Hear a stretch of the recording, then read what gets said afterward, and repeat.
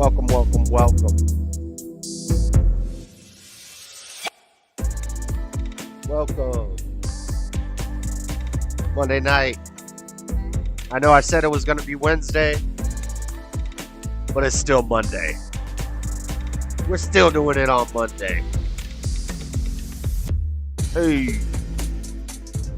We got a pretty good show tonight. I'm sick. I'm sick than a mug. I thought about tabling this episode.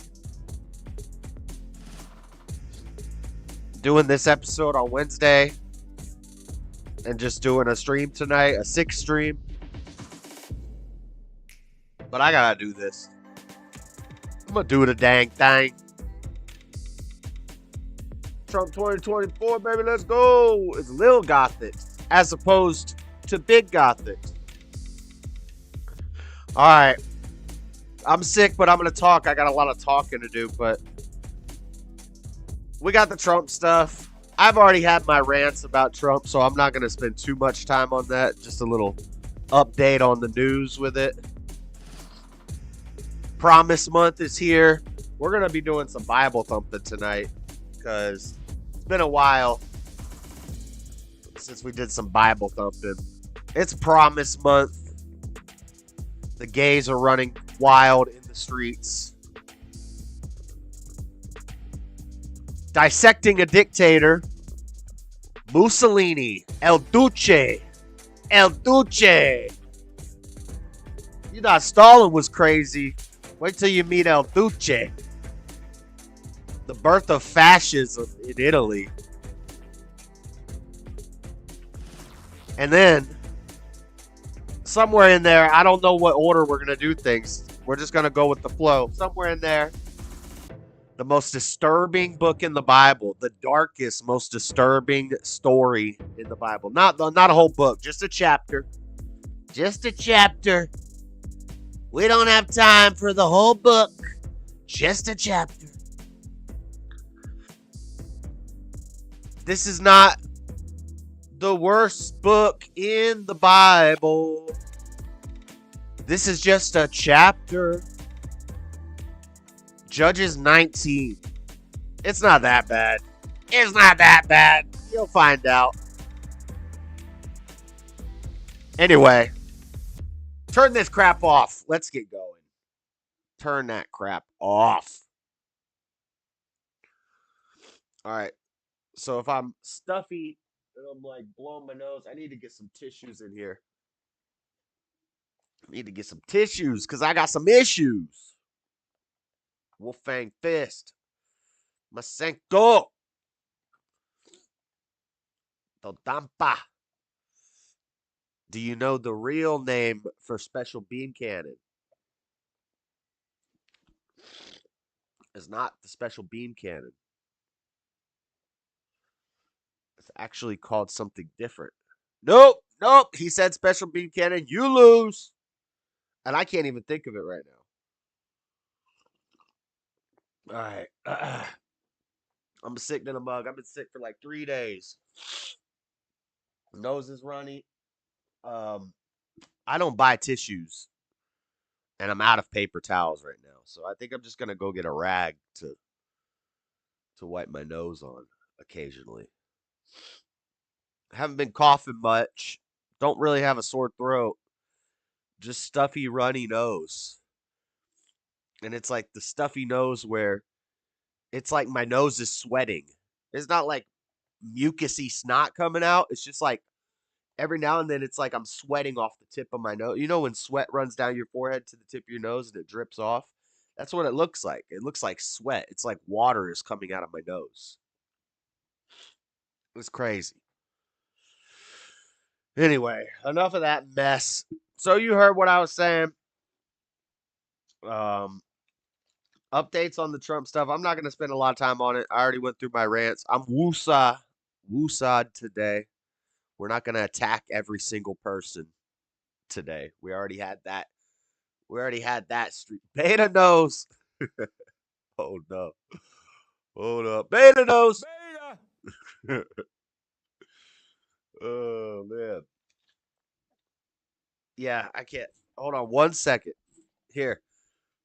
Well, like literally, give me 2 seconds. 3 seconds. Okay, 4 seconds.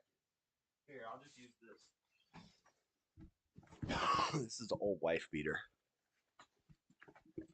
Um, so that way I'm not like wiping on my hands. I just need a dab. Just a dab will do you every now and then. You know. All right. All right, let me open these articles up. It's Promise Month. Let's start with that. Promise Month. We won't spend much time on any of this stuff. I'm gonna burn through the news because there's really not a lot of news going on. It's just Trump, Trump, Trump, Trump, Trump, Trump, Trump, Trump, Trump, Trump, Trump, Trump, Trump, Trump. Okay. Let me put this over here, and let me put this over here. Okay, dokie. So, not the most professional of streams tonight because I'm kind of off. At reminds you of the like button. Oh, yeah. Yeah. I'd like to remind you of the like button. All right. ABC 7 Eyewitness News. LGBTQIIAAPP low IQ STD Pride Month is here.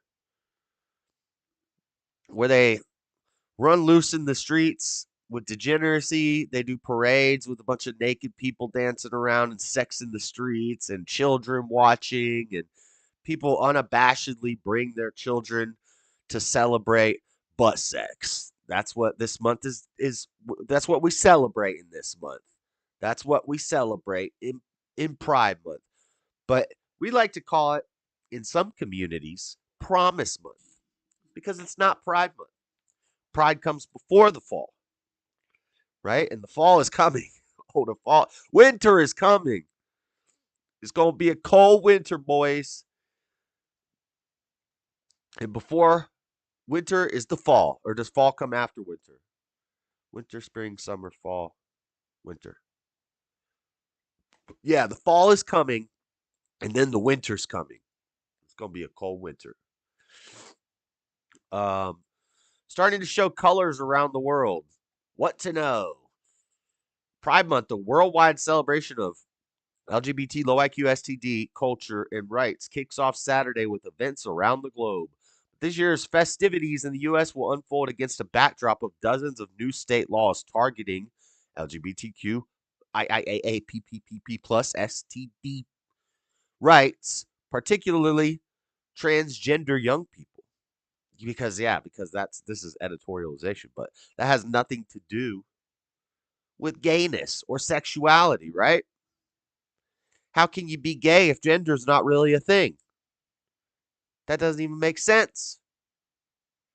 If gender's malleable, then nobody's gay. If it's just a social construct. So these T's are messing up the game. You know, it's supposed to be butt sex month. It's not supposed to be cut your wiener off month. What are you, crazy? It's crazy T's. Here are the things to know about the celebrations and the politics around them. Why is June Pride Month? Well, I don't know. It just feels gay. The month-long global celebration began with Gay Pride Week in late June 1970, a public celebration that marked the first anniversary of the violent police raid at New York's Stonewall Inn, a gay bar. What's that? I never heard that story. Violent police raid of Stonewall Inn. Is that why we do it in June? Stonewall Inn. I don't want to spend too much time. I really don't care about this story. 1969 Stonewall Riot. Stonewall Inn is a bar located in New York's Greenwich Village, served as a haven to the city's gays and lesbians. What happened? Police ran up in there and handled business. See? See? We used to be based. The Stonewall Riots, also called the Stonewall Uprising, began in the early hours of June 28, 1969, when New York City police raided the Stonewall Inn, a gay club located in Greenwich Village in New York. The raid sparked a riot among bar patrons and neighborhood residents as police roughly hauled employees and patrons out of the bar, leading to 6 days of protests and violent clashes with law enforcement outside the bar on Christopher Street. The neighbors' streets and how many people died? See, it wasn't even that bad. All they did was go in and arrest them, probably because they had laws against degeneracy. And then they were going behind, against the laws, making a gay club, which you shouldn't be allowed to have. That's kind of exclusionary, kind of excludes some people with that. They did it anyway, and then the police came in, and then they cried about it for 6 days, and then we give them a month, just like the BLM riots. If you bitch and complain about authority long enough, and about laws and order and decency, if you bitch and complain about it long enough, you'll get a month to celebrate degeneracy. Good job.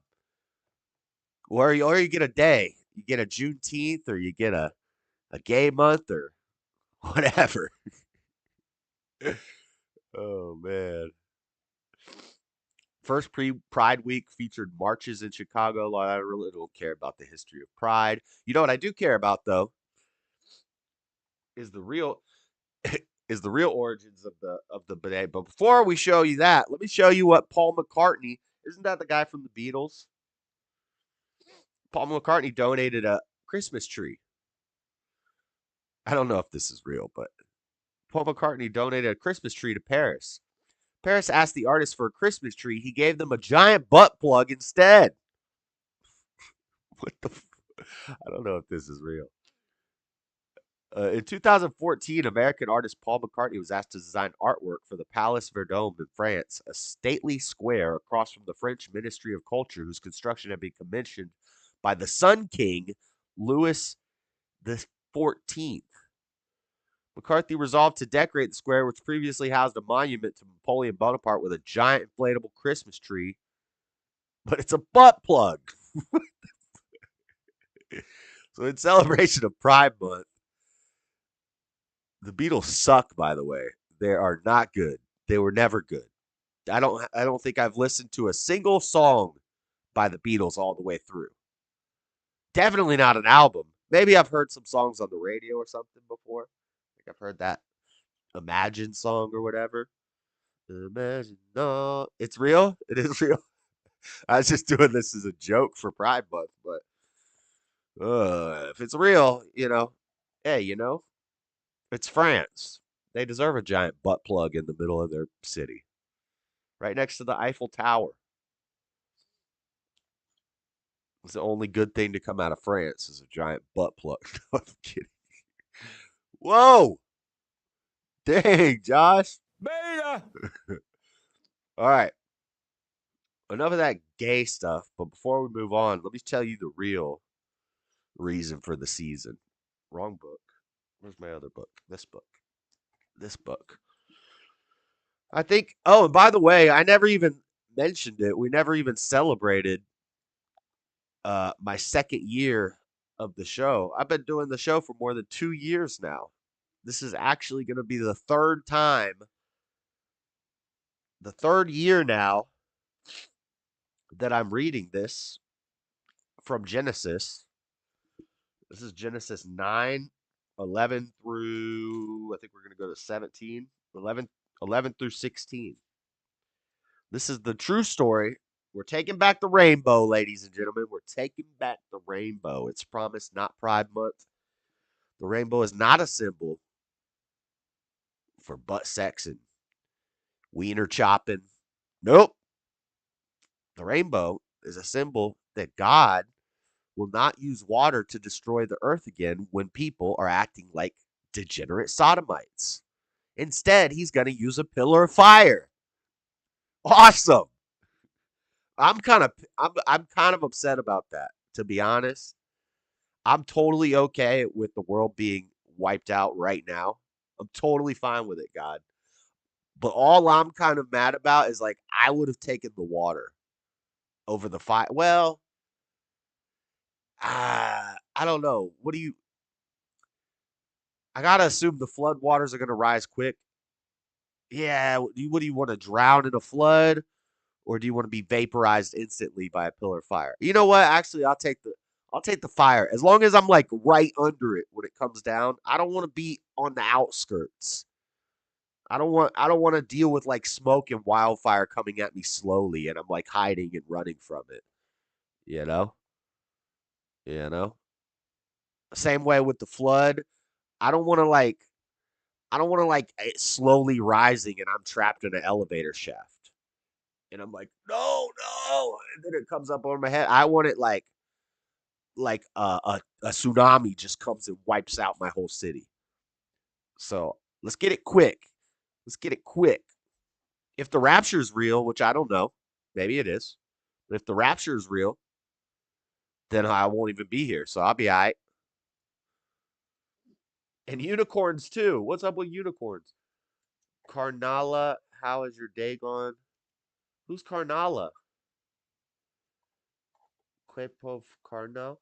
I don't know Spanish. Speak English. Okay. Genesis 9:11 through 16. This is talking about the rainbow. This is after Noah survived the flood. They get out of the boat. And God's saying, and I will establish my covenant with you. Neither shall all flesh be cut off any more by the waters of a flood. Neither shall there be any neither shall there any more be a flood to destroy the earth. And God said, this is the token of the covenant which I make between me and you and every living creature that is with you for perpetual generations. I do set my bow in the cloud, and it shall be for a token of a covenant between me and the earth. And it shall come to pass when I bring a cloud over the earth, that the bow shall be seen in the cloud. And I'll remember my covenant, which is between me and you and every living creature of all flesh. And the waters shall no more become a flood to destroy all flesh. And the bow shall be in the cloud, and I will look upon it, that I may remember the everlasting covenant between God and every living creature of all flesh that is upon the earth. It doesn't mean you get to look at the rainbow and dang touch all the flesh. It's a covenant that all the flesh won't be wiped off the earth again. It doesn't mean you get to run around. It doesn't mean get naked and run around and do stuff, gross stuff with the flesh. That's not what it means. Also, they pervert it. Rainbow, Roy G. Biv, red, orange, yellow, green, blue, indigo, violet. 7 colors. 7. That's God's number. It's a nice number. They pervert it. They they turn it sideways and make it straight, which is weird because they're against straightness. The rainbow is curved, but they make it straight. They just got to pervert everything. So they take a curved rainbow with 7 colors and they make it a straight lines with 6 colors. Well, now they got more colors because now they got like 20 other symbols within it. But they pervert it. They make it a 6-color horizontal straight. It's not even a rainbow. It's straight. Doesn't make no damn sense. Anyway, enough with that crap. Not the Bible's not crap, but this gay stuff is crap. Okay. Now the only main story news that I have for you is the Trump stuff. I already went on my rant. I think I think most of us have had our fill of this. We know what's going on. Um, Trump verdict becomes fundraising campaign issue. So he's guilty of all 34 counts.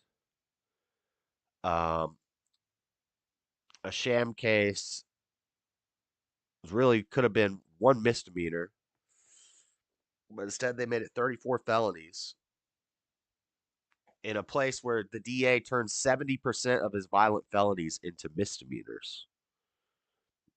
In this one situation, he turns a misdemeanor into a violent felony.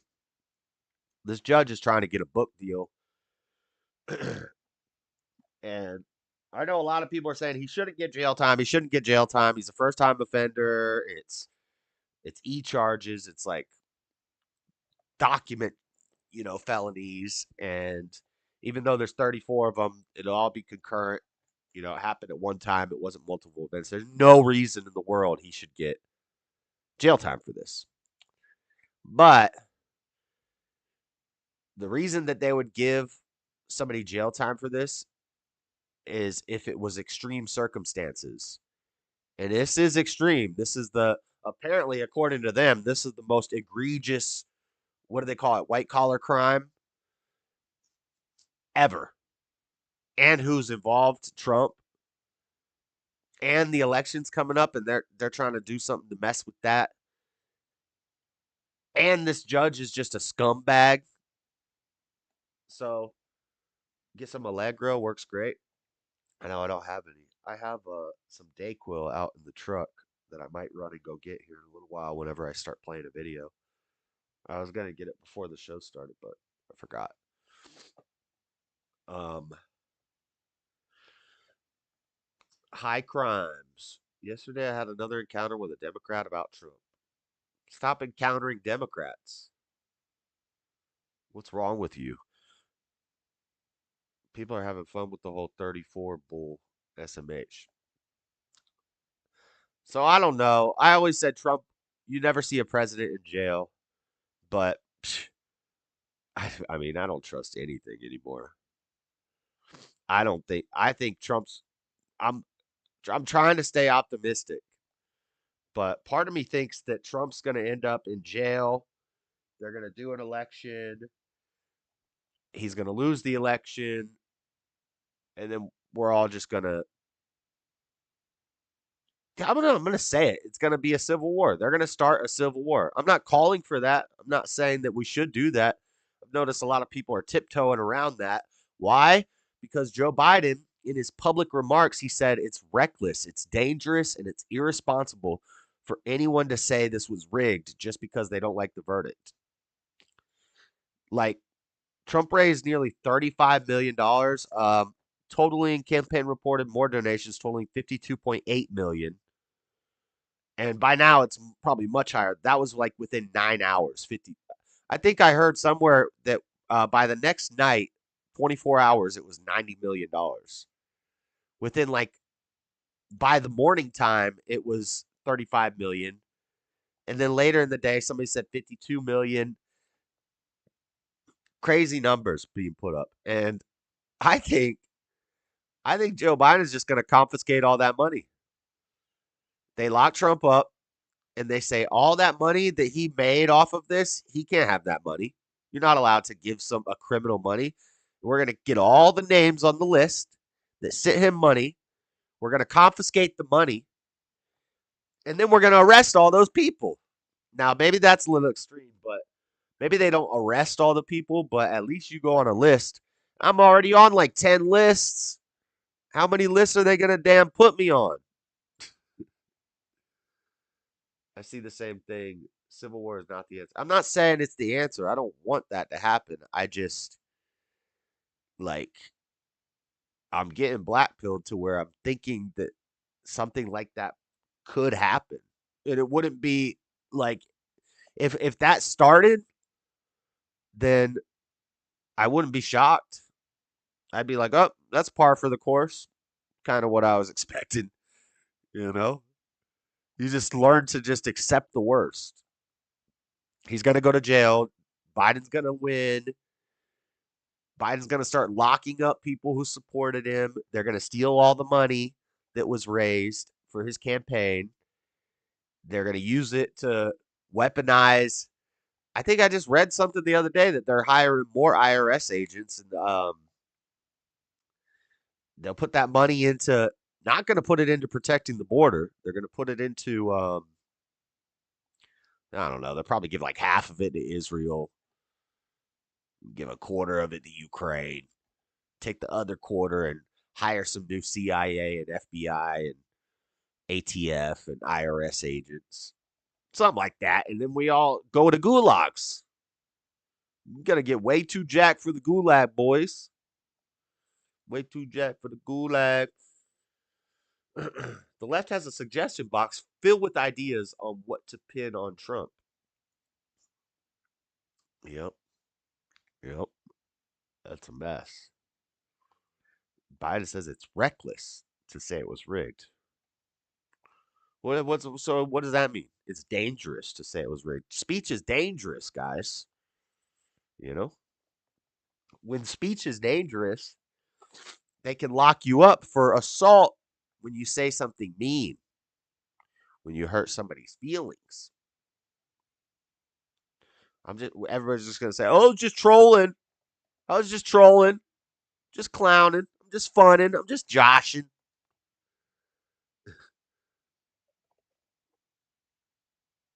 They ask me, Josh. Would these Democrats just walk up to you and because they think that you're like a suffering lower class person? They're like, "Oh, did you hear about Donald Trump, that mean guy that wanted to deport all the brown people?" And then I hope you said something smart to him. I hope you said, "Yeah, a bunch of degenerate Democrats are trying to lock him up. A bunch of idiots." Say something like that to him next time. Screw these people. You're leaving Guatemala. Just pair him a new one. Just say, "Hey, you ran away from your country and then you come here and you bitch about who should be running the country while they go to hell in a handbasket. You come to our country and you're voting, you support somebody like Joe Biden in our country. You need to get the hell out of our country. We don't want you destroying our country like you did America." Tell them that next time. That would be epic. Anyway, what else? Trump campaign from Politico. Trump campaign warns GOP candidates not to fundraise off of Trump's conviction. "We're keeping a list. We'll be checking it twice, and we aren't in the spirit of Christmas." Donald Trump's campaign is sending a blunt message to down ballot Republicans who are looking to fundraise for themselves off of the ex president's conviction. Back off. Trump's political operation views the guilty verdict in the New York hush money trial as a small dollar gold mine, meaning they're going to get a lot of small donations off of it. So much so that they're warning other Republicans not to raise money off it and siphon off money that could otherwise go to the Trump campaign. Any Republican elected official, candidate, or party committee siphoning money from President Trump's donors are no better than Judge Merchan's daughter, said Trump co-campaign manager Chris Lasavita. "We're keeping a list. We'll be checking it twice, and we aren't in the spirit of Christmas." Trump's campaign has sent out a stream of fundraising appeals to prospective donors. One text message sent Thursday evening asked supporters to stand with Trump following this injustice, with an eye toward filling its coffers. But they aren't alone. Some candidates, such as Colorado Republican Dave Williams, have been looking to direct proceeds to themselves. Williams, who is running for a congressional seat and has received Trump's endorsement, sent out a fundraising message in which he derided the conviction as a disgrace and mockery of the principles our nation was founded on. The message included a red button asking donors to stand with Trump and Dave. But after clicking on it, contributors are sent to a landing page in which donations are solely sent to Williams. The Williams campaign did not respond to a request. Williams, you fucked up, boy. You done made a mistake, my guy. Dang, that's a mistake. You don't want to be doing that. Don't be making money off our boy.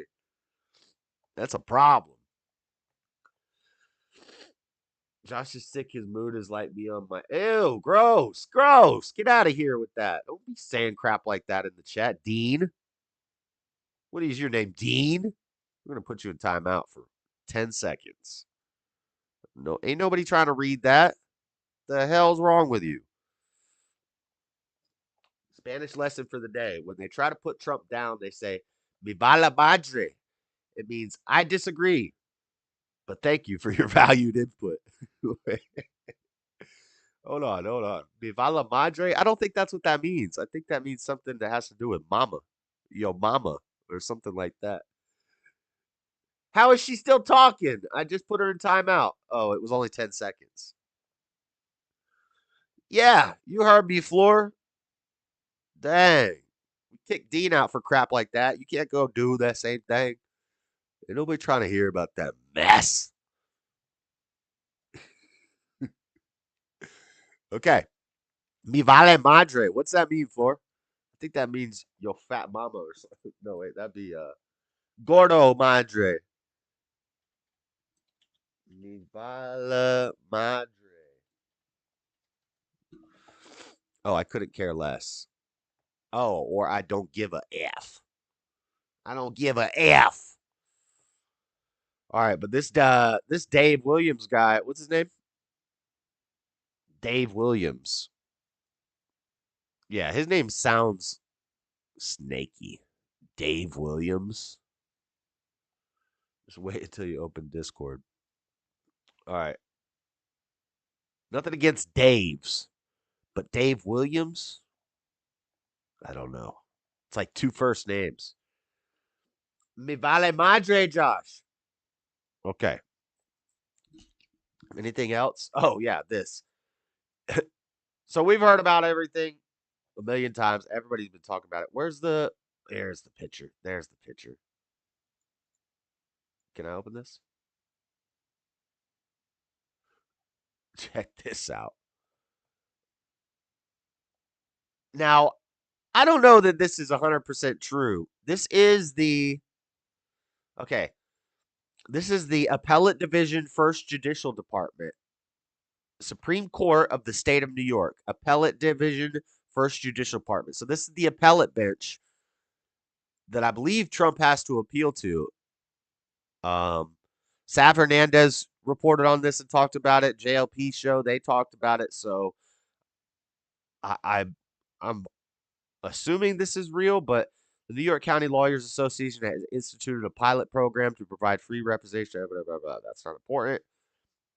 Historic sitting. First all African American bench. This is February 14th, 2024. Check this out. This is the appeals court, the appellate bench, the appellate division. This is where you appeal when you have a trial in New York in the 1st Judicial Branch. So people are saying this is who Trump has to appeal to. Let's take a look. Historic sitting, first all African American bench. Oh, and they're not just black. They also have vaginas. Damn it. See, now you got me talking dirty, Floor. Now you got me talking like a dang gross person. They're women. Five fat black radical lesbians. Five black women. Wednesday, February 14, 2024, oral arguments before the Appellate Division, 1st Department were heard for the first time by all African American bench. The bench was comprised of presiding Justice Diane T. Renwick, Justice Troy K. Weber, that's a woman, Justice Tanya R. Kennedy, Justice Bahati Pitt Burke, and hyphenated names, and Justice Marcia D. Michael. Marcia. In her opening words, presiding Justice Renwick noted the historic event was fittingly taking place during Black History Month. She also paid tribute to the African American jurists who previously sat on the court and said this day would have been difficult to imagine even a generation ago. There they are. That's who Trump has to appeal to. Oh, he's going under the jail. Oh, he's going to jail. That's who he's got to appeal to. Oh, he going to jail for sure. What in the freaking world?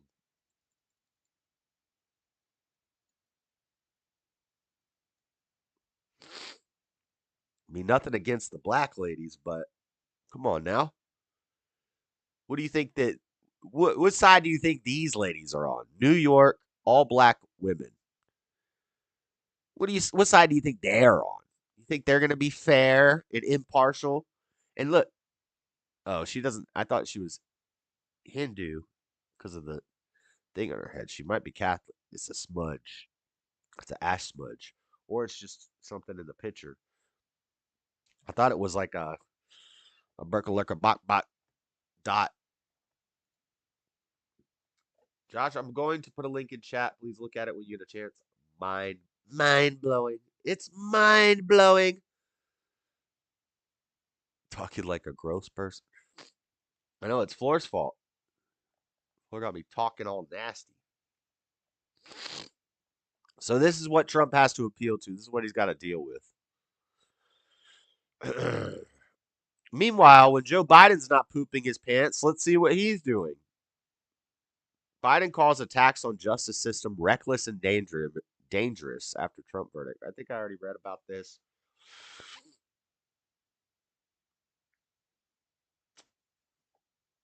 The American principle that no one is above the law was reaffirmed, Biden said from the White House's state dining room. We watched this video the other night of him talking. I don't want to play it. Remarks about the war between Israel and Hamas and Gaza. Donald Trump was given every opportunity to defend himself. It was a state case, not a federal case, and it was heard by a jury of 12 citizens. Blah, blah, blah. We heard the speech the other night. I really don't want to spend too much time on this. It's 6:40, so you know what's going on. You know what's going on. They're trying to lock our boy up.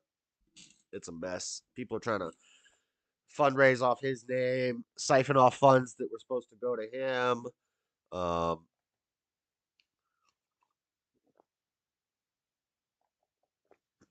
all sorts of stuff. I'm sure in the after show at some point we'll probably end up talking about it. Maybe I can go through more articles, look for any new information. But I've been listening to every commentator's takes on it. Everybody's repeating the same things, and I don't want to just sit up here and just repeat what everybody else is saying. Like I could say, if you're gonna take a shot at the king, you got to kill him, which I've heard Michael Knowles say. I've heard Tucker Carlson say. I've heard like 5 different people say that line. Um, what else? What else is everybody saying? There was another line that everybody's saying. But anyway, we've heard it all. Daily Wire's leaning hard into he's going to jail. Like Ben Shapiro said 50-50. And Ben Shapiro's a lawyer. Megan Kelly had like 5 different Dershowitz, a bunch of attorneys and stuff analyzing it, and they all said there's no way he should go to jail for this, and he should be able to beat it in appeals.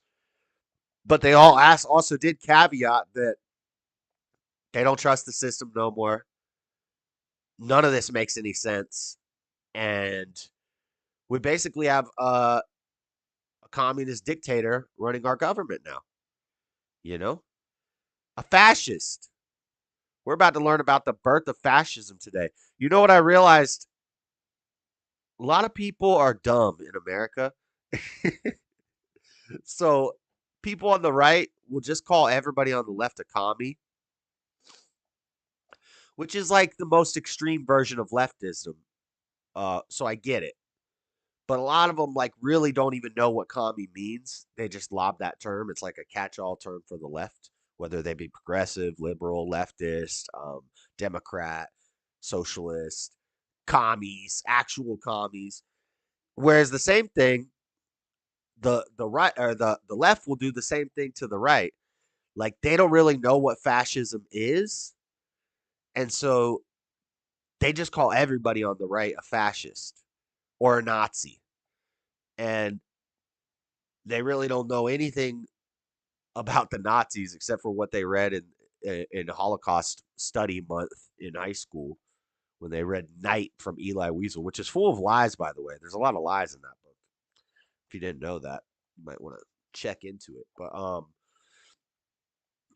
the heck was that? I'm not saying I'm not denying anything. I'm just saying there's a lot of lies in that book, like straight up lies. Like it's been proven that this is not true. This like anyway, I gotta be careful. But um, the left does the same thing to the right, where it's like they're all Nazis, they're all fascist, you're authoritarian, da da da da da.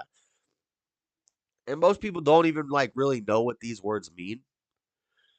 You, fascism is not exclusive to the left or to the right. Authoritarianism is not exclusive to the left or the right, as we've seen. Like when I say I'm a little more authoritarian than most conservatives, I'm not saying I'm an extreme authoritarian dictator. I'm just maybe if I was king, maybe it would be pretty rough on some people. But you know, I'm just a little more radical than most conservatives. Um, which isn't that extreme authoritarian. But then producer will say, well, that means you're a commie because authoritarians are commie. And as we're about to find out today, that's not true. There aren't as many right wing dictators, but there are right wing dictators. There are right wing authoritarians and left wing authoritarians. There are right wing fascists and left wing fascists. And right now, we're seeing in our office a left wing fascist dictator. If you really want to see fascism, it's not letting people speak, doing things like stochastic terrorism laws, which the Democrats want to do, population reduction, killing babies. Um, Democrats do controlling the media, which they did with the laptop, which they did during COVID, which they uh, banning people because they're talking about things that you don't want the public to know about. That's fascism. That's fascism. Locking up your political opponent. That's fascism. That's damn every commie dictator that we've learned about for the past 6 weeks. So, anyway, over my dead Bibby. Josh, America's dead. We need to move to Indonesia. No, I'm going to move to Hungary. We're going to paint floor white. She's going to get real pale, right? We're going to give her the Michael Jackson treatment. We're going to whiten her up a bit. We're going to move to Hungary because if you go to Hungary and you make white babies, you get a free van and like $10,000, $1,000 or $10,000. I don't know. Maybe it's only $1,000, but $1,000 in Hungary is like $10,000 in America. And you get a free van, like a nice van. So we could go start a family in Hungary under Viktor Orban. The only catch is floor's got to be white.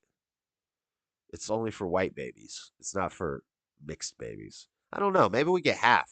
Maybe they'll give us like a car and $500 if we make a half white baby instead of a van and $1,000.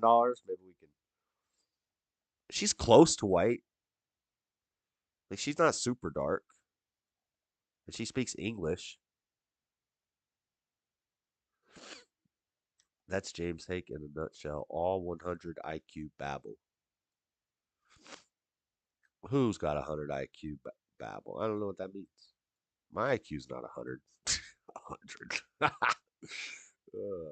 We need to bleach that hair, Floor. Yes, we can make Floor white. We can whiten Floor up a little bit. Get her some Crest white strips. Coat her body in Crest white strips. Bleach her hair. And then we get a van and $1,000 every time we pump out a baby in Hungary. Shout out Victor Orban. Anyway, anything else?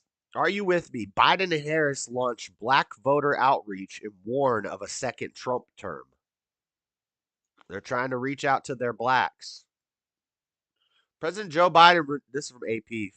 In Philadelphia, President Joe Biden renewed his election year pitch to black voters on Wednesday, lashing out at Donald Trump's MAGA lies and saying the winner of this year's White House race will make crucial decisions, including on nominees for the Supreme Court that could affect the country for decades.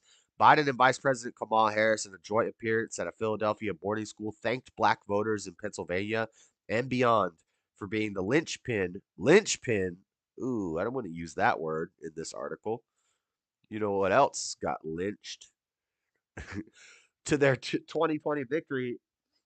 And they made the case that their agenda has had an enormous impact on improving lives for black voters. Whatever. That's so stupid. Oh my God. They just really, I hope that, I, well, I know there's a lot of smart well, there's a lot of black people who are waking up and they're getting off the Democrat plantation. They're breaking them chains that old LBJ put them in a long time ago. A lot of them are waking up and they're starting to say, "Yo, like they're really like we really can't keep voting for these idiots that just make these promises to us and lie to us and destroy us." Um, a lot of them are waking up, but you still got some people. I'm not gonna say any names, but they come to the channel. You know, you see them in the channel sometimes. All the channels. There's still a lot of them who are just completely brainwashed. I'll be damned if I'm going to let Donald Trump turn America into a place of anger, resentment, and hate. Biden said, calling on the crowd to help him and Harris win a second term. My question is a simple one. Are you with me? No. I wish there was video of this. I want to see how many people were in the crowd, what they were saying. Trump. Oh, wait, is this Kamala talking? Philadelphia, the issue of abortion rights and the judiciary also featured in the remarks from Biden and Harris. Biden pledged to codify the protections of Roe v. Wade, the now nullified, blah, blah, blah, blah, blah, blah, blah. Anyway, Kamala and Biden trying to get votes in Pennsylvania, in Philly, get the black vote. What a joke.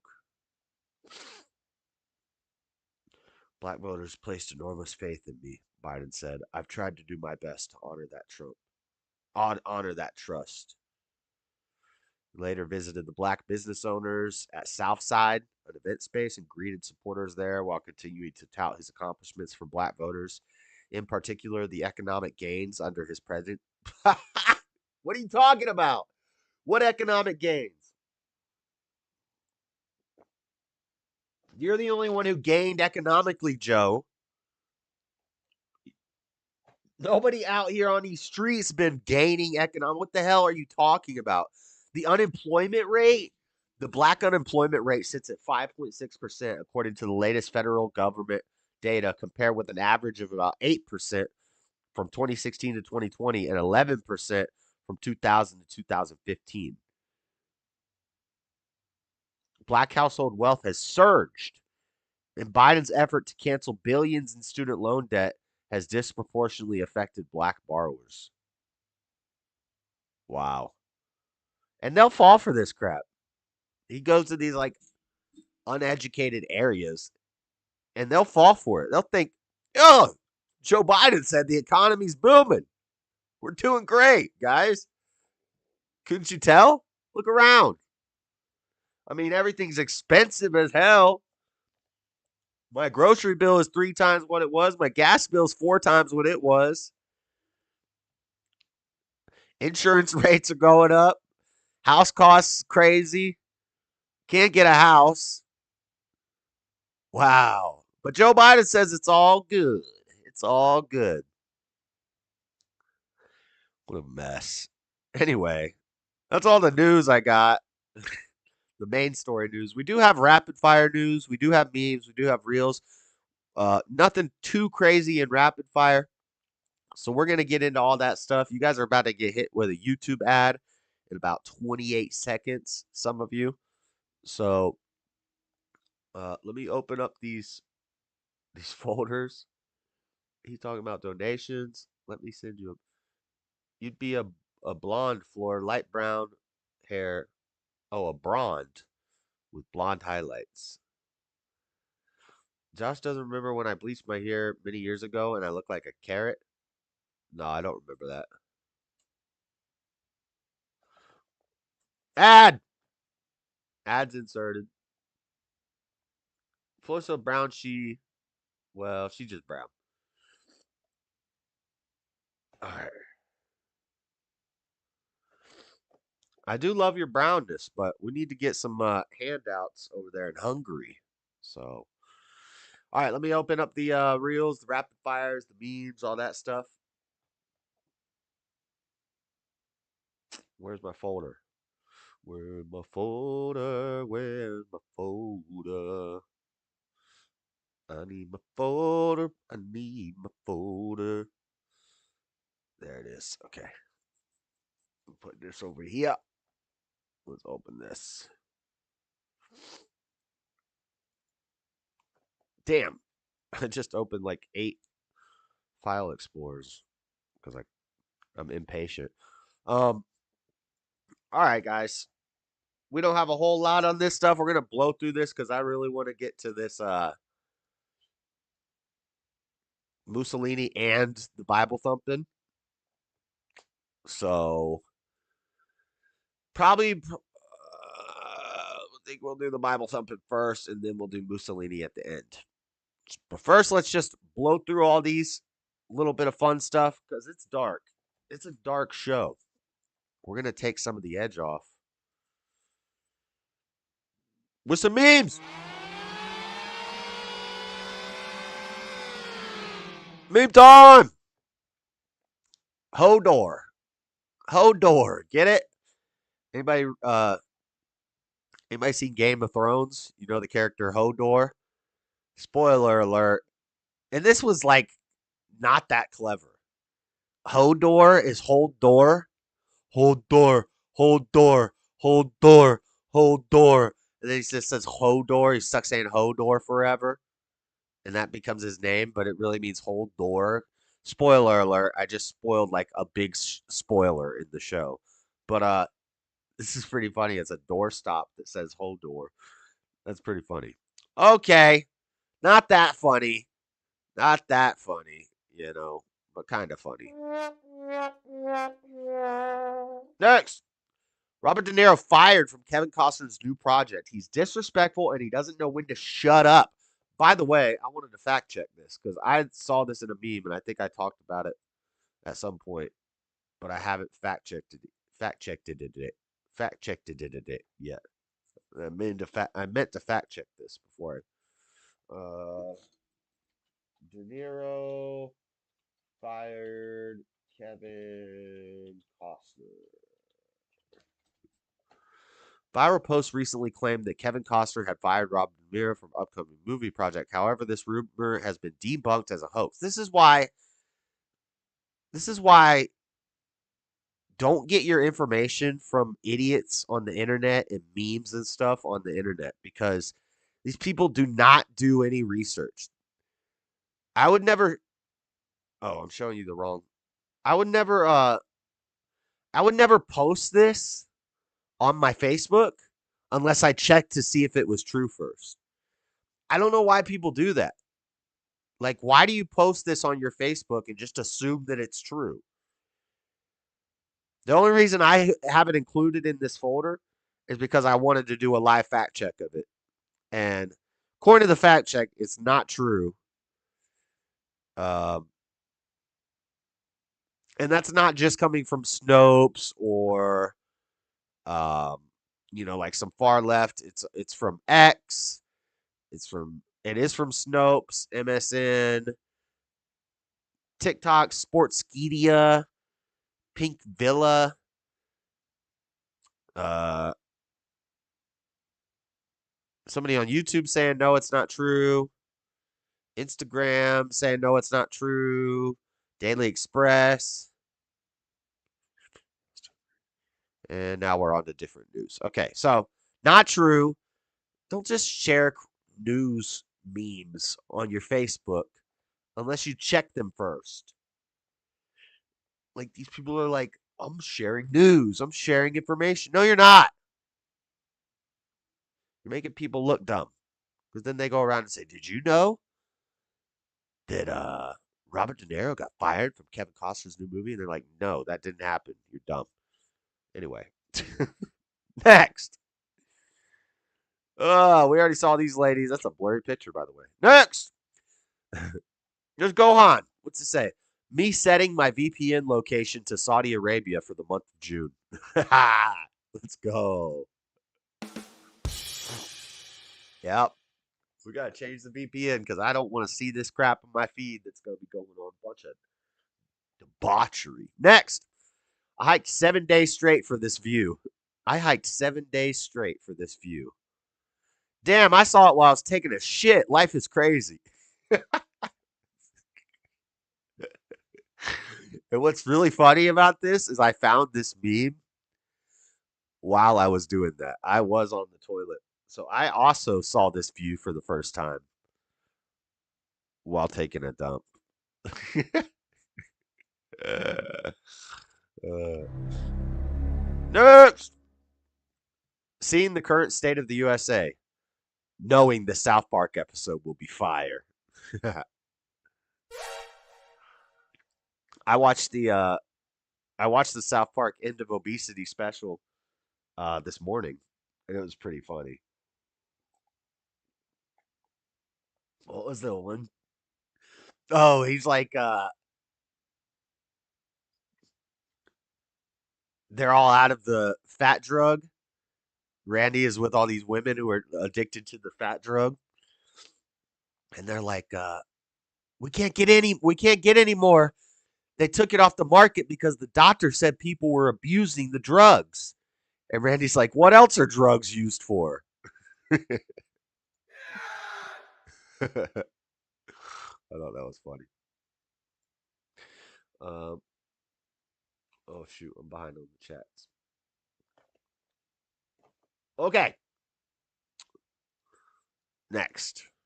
Breaking Iranian President Raisi dies in a dramatic Kobe Bryant helicopter crash reenactment. Bro, you know what's crazy? You know what's crazy is that we were talking about me and Nada were trying to explain to Jalen, who's oblivious to anything that happens in the world other than gayness. Um, we were trying to explain the Hillary death count to Jalen. And so I just pulled it up on Wikipedia. Like, just to basically say, don't get mad at me, Hillary. I'm just reading it off of Wikipedia, you know? I'm not making any claims here. I'm just reading Wikipedia. Well, on the Hillary death count, body count or whatever list on Wikipedia, Kobe Bryant was on there. So I'm reading through the list to Jalen and telling him about, and a lot of these stories I've heard of, some of them not so much. And I'm telling Jalen about the ones I've heard of. We get to the bottom of the list and it says Kobe Bryant. And I'm like, whoa. Me and Nada were both like, whoa, I didn't know Kobe Bryant was on the Hillary death toll list. And I didn't even think about this, but just a week before, an Iranian president died, and I did the story. I talked about this a couple weeks ago. An Iranian president died in a helicopter accident. And then Stubborn One sent me this meme. So now, when I think about it, maybe Kobe Bryant, maybe the Clintons did have something to do with Kobe Bryant. Murderers. Yeah. Oh, Clinton, he murdered a guy. Yeah, so I don't know. Anyway, next. Nobody wishes they all could be California girls anymore. Beta! It's a man, baby! Oh my god. All the sound effects. All the sound effects. All the sound effect. Get that off my screen. Next. Remember, you can't use reason and logic with people that don't know the difference between a boy and a girl. Yep. That's true. That's true. That is a fact. Small town warns that due to Biden rally today, traffic will be significantly lighter than usual. Hey, there's a silver lining to everything. Nice. Nice. Thanks, Biden. Thanks for clearing up the traffic today. Next. This is from Aaliyah Dixon. She black. She black. Okay, Aaliyah Dixon says, them roach tits so Reese chickens from Walmart be so fine. Them roach tits so Reese chickens from Walmart be so fine. Brittany Dutton, she's white. She says, I think I might be able to translate Section 8 to English. That rotisserie chicken from Walmart is fire. I had to read this to understand it. Them roach tits so Reese chickens, them roach tits so rotisserie, roach tits so Reese chickens from Walmart be so fine. That means maybe she was doing voice to chat, or maybe she thought it was spelled that way. Man, them roach tits so Reese chickens from Walmart be so fire, boy. Okay. Next. Cash is freedom. That's why they're getting rid of cash. You know that, right? Yep. Next. Name something. Family Feud with Steve Harvey. Name something Americans have that they could do without. Ding, ding, ding, ding, ding, ding. All right, what's your answer? Joe Biden and Kamala? Beta! No, wait, where's my... Survey says... You got number one. That's the number one answer. You win the game. You win the game. It is Kamala and Joe Biden. You are right. That's the number one surveyed answer. Team Biden making a meme. Team Trump making a meme. Team Biden making. So oh yeah, I did have a story about that. Let me see if I can find a story about it so I'm just not talking out of my butt real quick. Biden hires meme maker for like 85, what was it, like $85 million, like $85,000 a month they're gonna be paying. From MSNBC, the Biden campaign is hiring a meme manager. The Biden campaign is hiring a meme manager. Will it backfire? The job entails recruiting content creators to make pro-Biden memes with a salary of up to $85,000. Damn, let's go. I'll make Biden memes for $85,000. Is that a year or a month? 85,000 a year? Not bad to make Biden memes. So basically, to combat the internet and to combat the Trump meme makers, the Biden team is going to be paying $85,000 a year to meme makers. This is Biden team making a meme. This is Trump team making a meme. That's true. Yep. Sounds about right. Sounds about right. Next. My daughter tells me you don't use pronouns. Yes, sir. The woke are all degenerates. Plan the wedding. Plan the wedding. Let's go. I don't know why I played a doorbell. I'm trying to find like a. I thought I had a round of applause somewhere. We have slow clap. We have a slow clap. Slow clap. Anyway. Next. He's probably thinking about ways to end the Fed. And then she hugs him. That's a good man right there. That's a good man. It's a man, baby. Next. From Daily Caller. This is a meme again. I don't know if this is true. Could just be a meme. Could just be funny, but it looks true. Military could hit troops with court martials for refusing to use preferred pronouns. I watched the movie Atlas with J-Lo. J-Lo in the movie Atlas. And it it got really bad reviews. It was kind of dumb, but it was kind of cool. There was some action. It was all right. But there's one scene in it where so J-Lo doesn't like AI because the whole world because I don't want to spoil it, but basically AI there's an AI terrorist. There's an AI terrorist.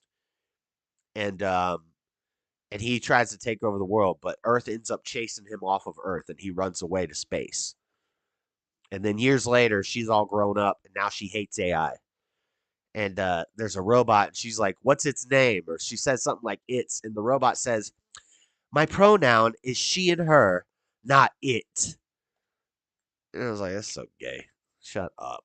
The robot has pronouns in this stupid Netflix movie. Anyway.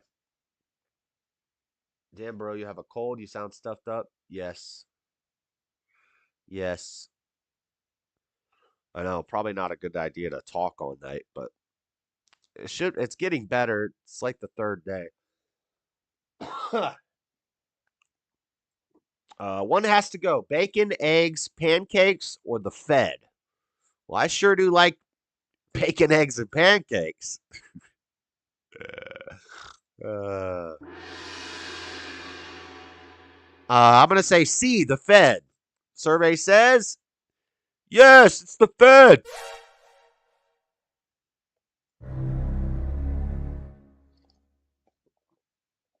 Great value freedom nuggets. Little gun, chicken guns. Nice. My generation will decide the future. Your generation can't decide if they're a girl or a boy. Happy Pride Month. Next. Me pointing out from which part of his anatomy Biden is speaking from when he claims that the U.S. economy is doing well. He's talking out of his ass!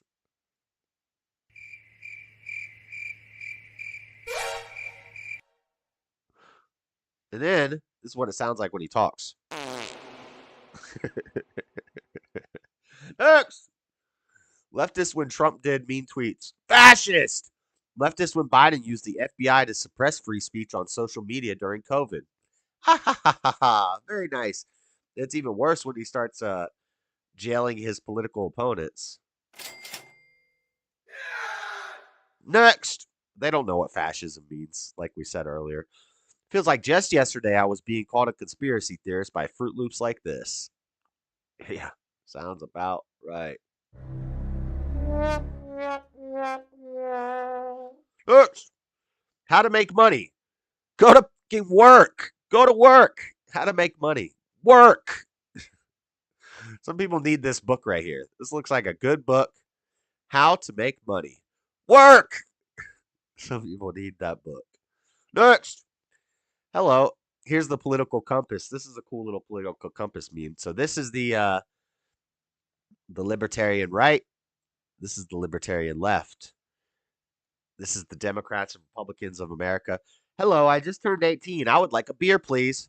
No, you aren't old enough to be responsible, says both Democrats and Republicans. And I agree.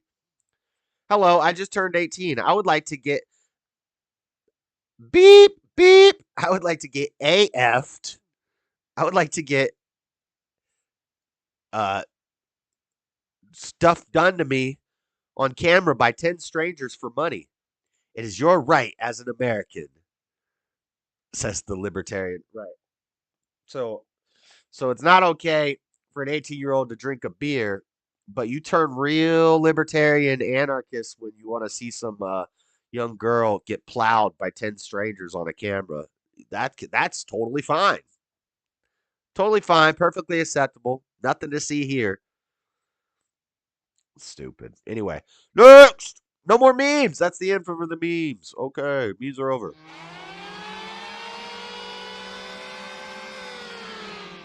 All right, I gotta go get my ramen and refill my coffee. I'll be right back. Here, I'm gonna play this cool dog fetching a giant stick. Check this out.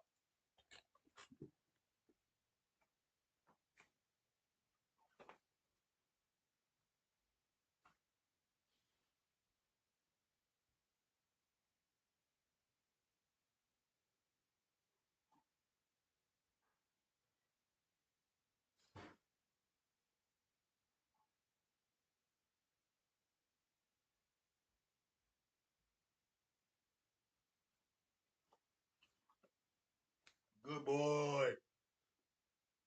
Good doggy. Look at that big old doggy with the big old stick. That's so cool.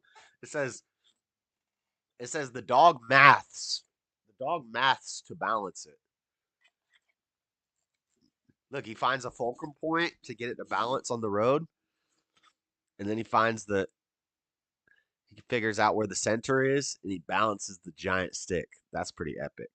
Oh, there was no audio. It's all right. There's not really. It's just wind sound. Awesome doggy. Nice. What else we got? Is this one going to freeze up on me? Hey. So this is a white guy has got the beat machine and he's got a soundboard and he's got the N word on the sound. This is so funny. Listen to this. Young man staying up late. Niggas. I'm out here getting my K. Niggas. Shout out Keith Spade. Niggas. Damn it. I do it like it's nothing. Niggas. My nigga pressing a button. Niggas. You know. So good. This shit is great. Niggas. Hey. One more time. Young man staying up late. Niggas. I'm out here getting my K. Niggas. Shout out Keith Spade. Niggas. Damn it. I do it like it's nothing. Niggas. My nigga pressing a button. Niggas. You know. So good. This shit is great. Niggas. That's a smart white boy. He gets to say it without saying it. Okay.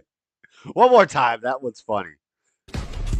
Hey, hey, hey, young man staying up late. Niggas, I'm out here getting my K. Niggas, shout out King Spade. Niggas, damn it, I do it like it's nothing. Niggas, my nigga pressing a button. Niggas, you know. That's so good. Crack it up. That is funny. Okay. What else? All right. You got a joke. This is kind of a weird joke, guys. Listen to the joke. You ready? Here's the joke. Let him hear this joke, test out his mentality right here. So you had these two dudes, they was dating. Pretty gay but joke their off the relationship rip. was kind of rocky. So That's a one of Pride the Month dudes joke. wanted to spark, like add some flames to the relationship, so he went and got this little game. Came home, the other one came from work. He said, listen, I got this game. We're going to play. It's supposed to help spark our relationship. He said, okay. He said, what I got to do? He said, you got to take off all your clothes, and I got to blindfold you. Lay on your stomach. He said, okay. He reached in the new game, pulled out a feather. He said, you got to guess. When I touch your body, you got to guess what it is. He said, okay. He rubbed the feather on his back. He said, is that a feather? He said, damn, you got me. He said, now we got the switch. He took off all his clothes. He blindfolded switch. So the other dude, he wasn't going to get nothing out the box. He wanted to be slick, so he ran outside when he got a water hose. Water he took hose? it, rubbed across his back. He said, God damn. He said, there's a water hose? He said, damn. Hey, you got me, nigga. So they switched. He laid back down, and he tried to be slick now. He said, all right. He ran upstairs. He went to the bathroom, and they went and got the, No. then they went and got the motherfucker. Oh, you played this game before?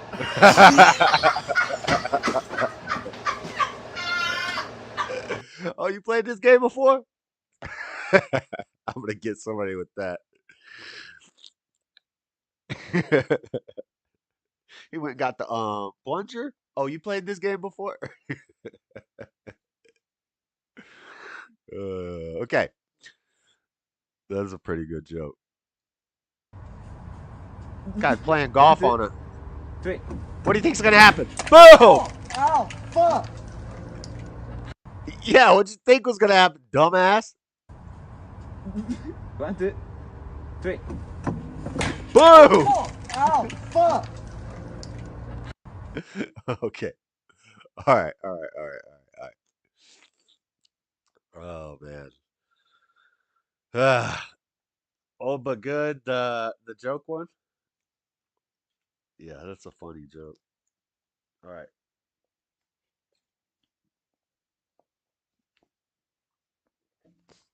All right. Let's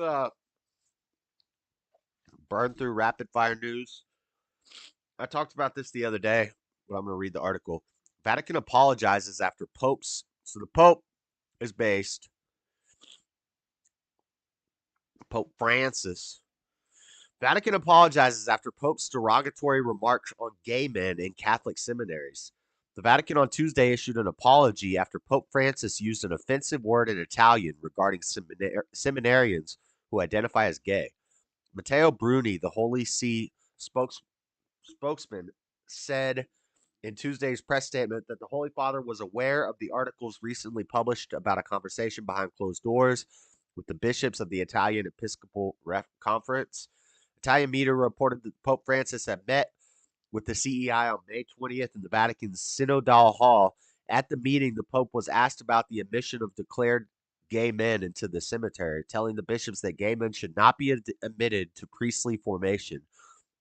The Pope argued there's too much frokiagin in seminaries, a slur translated as bundle of sticketry or bundle of stickedness. Bernie told the journalist that the Pope never intended to offend or express himself in homophobic terms, and he apologized to those who felt offended by the use. I'm sorry if you feel offended. I love that. I'm sorry if you felt offended. That's like a way to say sorry without actually saying sorry. Sorry that you felt offended by my words. The base Pope. I got one more article. Pope's comments on blessing same-sex couples and gay men in seminaries are not as shocking as some think. Look at them all wearing pink hats. The full ambivalence of Pope Francis' pastoral approach to the issue of homosexuality has come into view, first during his television interview with CBS News' Norah O'Donnell, and now in news that he told the Italian Bishops' Conference that gay men should not be allowed to enter the seminary, not cemetery. Is this the same Pope who, early in his pontificate, when asked about gay clergymen who keeps his vows, asked rhetorically, "Who am I to judge?" Yes, it is. Read it in English translated. Anyway, enough of that. We talked about that earlier in the week. Let's keep it rolling. Keep it moving. Base Pope Francis. But Paratinis.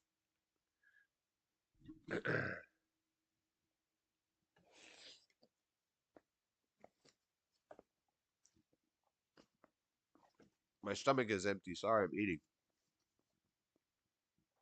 I don't have chicken noodle soup, but I have chicken noodle ramen, which is similar but different. Iceland volcano. An Iceland volcano spews red streams of lava toward an evacuated town. What other color would they be? Rainbow, because it's Pride Month. Let's watch some of this little video here. I think that this volcano was erupting not too long ago, and it's happening again now. There's no audio in this part, at least. So,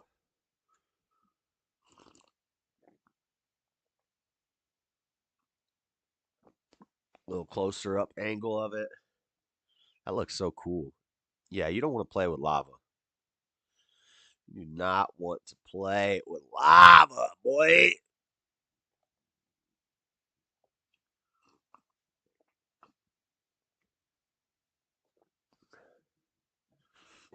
Okay.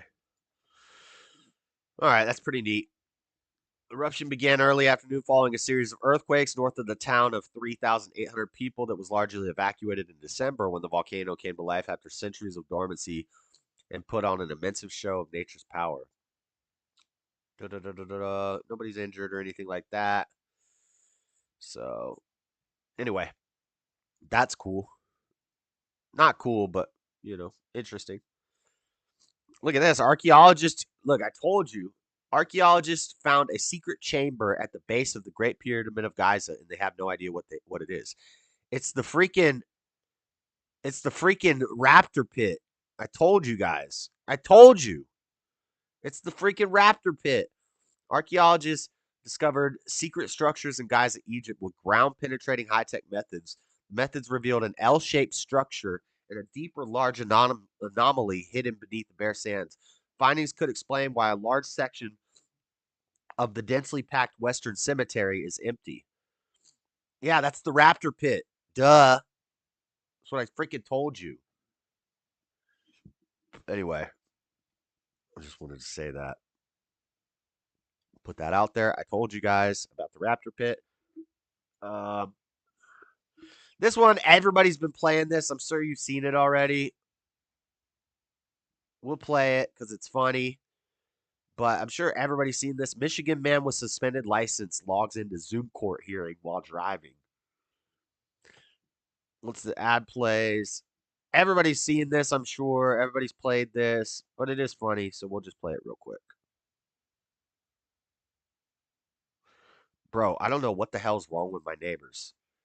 They listen to this has only been in the past couple months. They didn't used to do this. But every single day now, they listen to like rave music, loud techno. At like it's 7 o'clock at night on a Monday. Why the fuck are you listening to rave music blaring through your speakers so that the whole apartment complex is like shaking? The fuck is wrong with you? Doesn't make any damn sense. I think I don't know. I don't know. I think they've been doing drugs with their new boyfriend.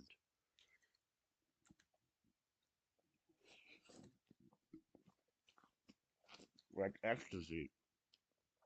Like ecstasy, because the one chick always looks depressed now. The other chick got real skinny.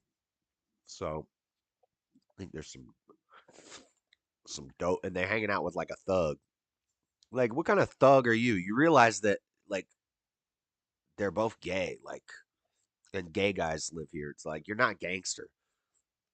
Looking at me hard, giving me an awkward eye.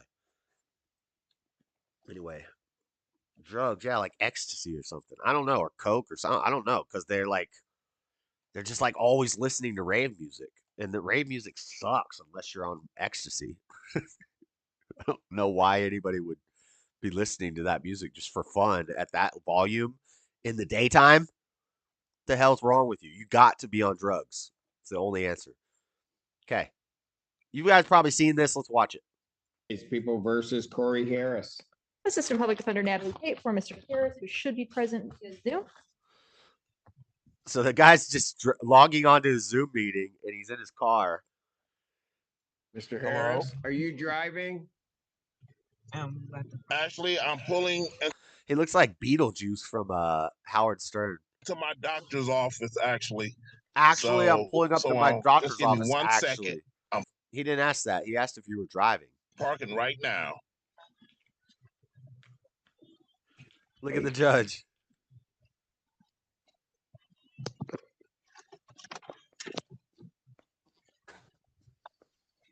You stationary?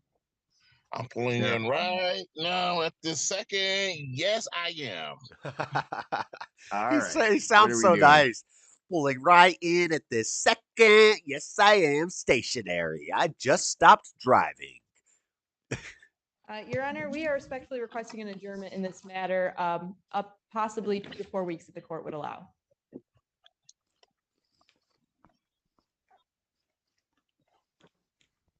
Okay. So maybe I don't understand something. This is a driving while license suspended, That is correct, Your Honor. and he was just driving, and he didn't have a license. I know everybody's been playing this.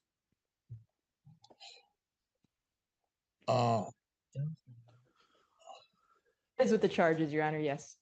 No, I'm looking at his Yes. record. He doesn't have a license. He's suspended and he's just driving. That is correct, Your Honor.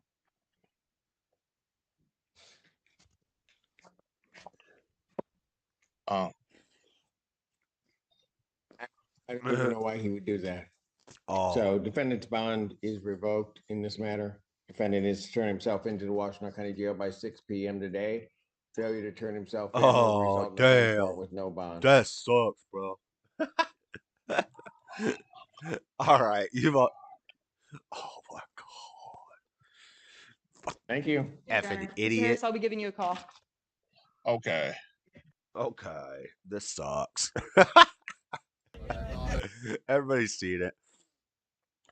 14 pro-democracy activists found guilty of subversion in Hong Kong's biggest national security case. Yeah, don't play with that crap in Hong Kong. You're trying to hear about this gay democracy.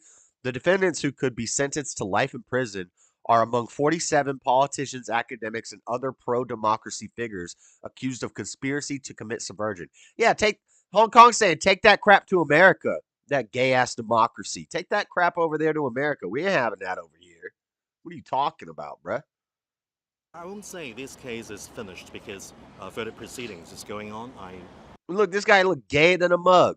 It's hard to be Japanese and look gay, but he pulls it off. They ain't playing with that crap in Hong Kong. I'm unable to say too much. Is Hong Kong in China? Did I just say Japan? Do bear with me. You know what I meant. Same thing. Hong Kong, China, Japan, whatever. China. You know what I'm talking about. Thank you very They ain't playing that game in China. much for the concern over all the defendants of this case. Please carry on your concern and even love of us, if any. Thank you. Yeah, he looked queer than a $3 bill. He looked queer than a 3-piece yen.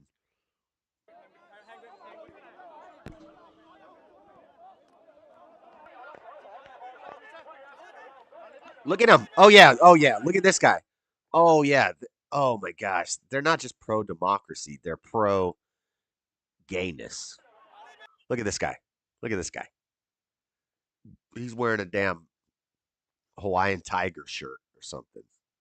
He's either Yakuza or he's gay.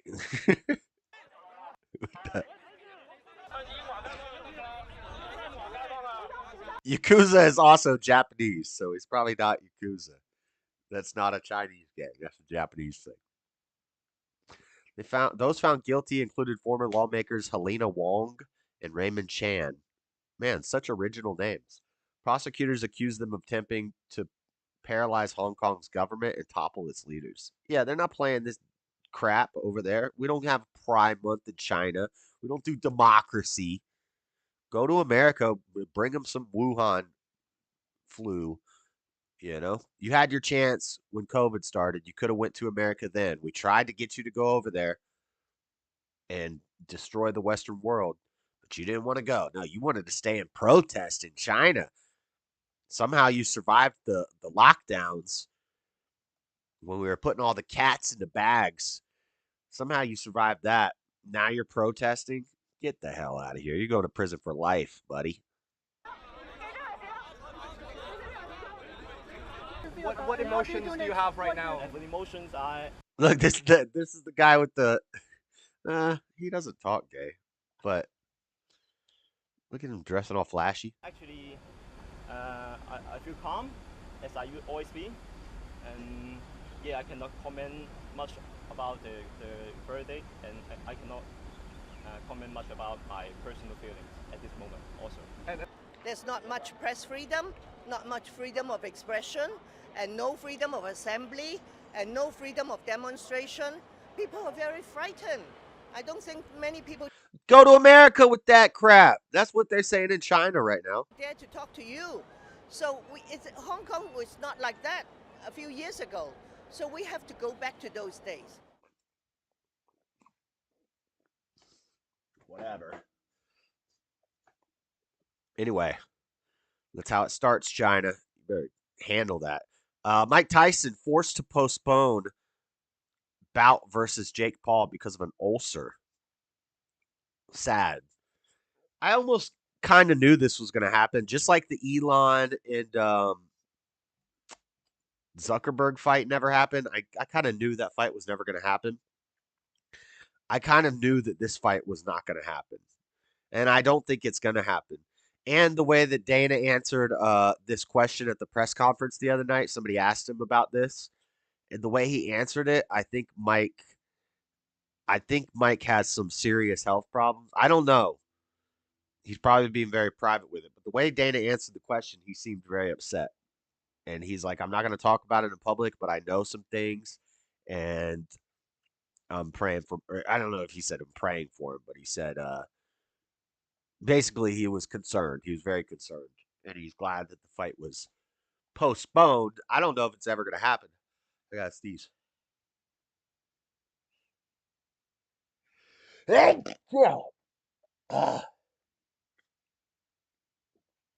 Oh man.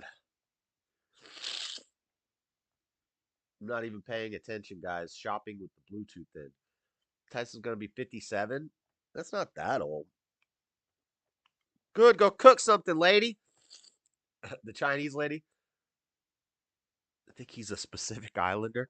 The upcoming boxing match between Jake Paul and Mike Tyson on July 20th has been postponed. Tyson experienced a health issue on a flight from Los Angeles to Miami that required medical attention Sunday. Initially, it didn't appear that it would affect the fight, but that has changed after Tyson's most recent health checkup. During a follow-up consultation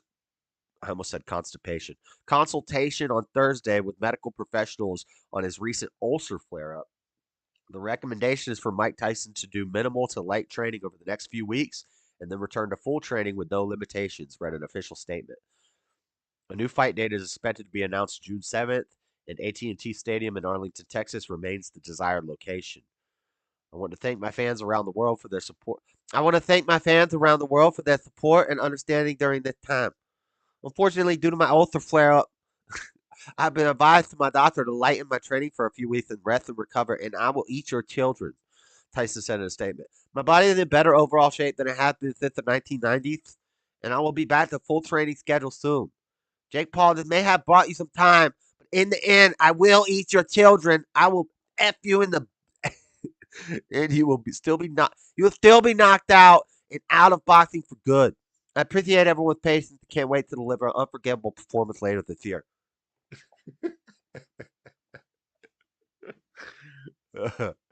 Okay. That's sad, though. We wish him to get healthy. I want to see the fight. He didn't say ultra flare up. Ultra flare up. Ultra flare up. And last but not least, some DeSantis news. What do you guys think about this? DeSantis reportedly plans to veto Florida hemp ban and hopes industry will help defeat marijuana legalization ballot initiative.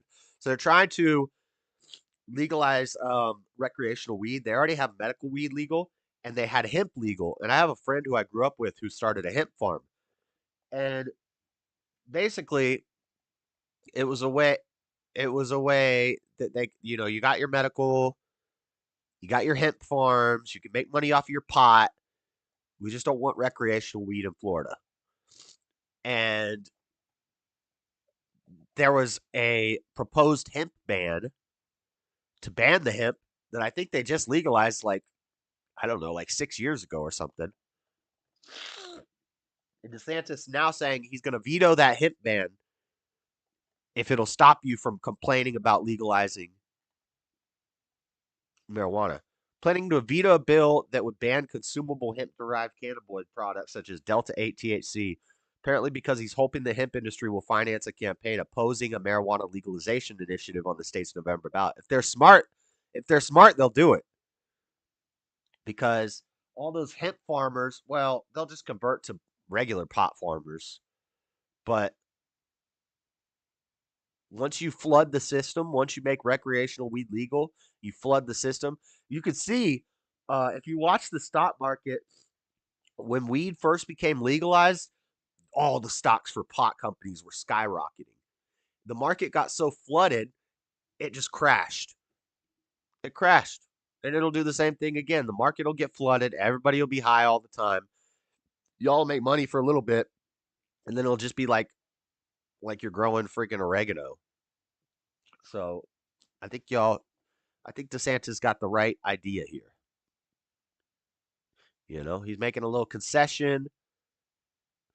The marijuana people are furious and they are scrambling. But in the background, another cannabis battle has played out in the state legislature, with lawmakers in both chambers approving a bill to severely restrict consumable hemp products. It hasn't been formally translated to the governor yet, but a source told local news outlet that he's going to veto. Another source said there was never a thought that the governor would veto the bill, but they are now signaling that they're going to veto, and I think it would be fair to say he is leaning toward a veto. By vetoing the legislation, the governor is reportedly banking on hemp businesses returning the favor by aiding in his campaign to defeat the marijuana legalization initiative.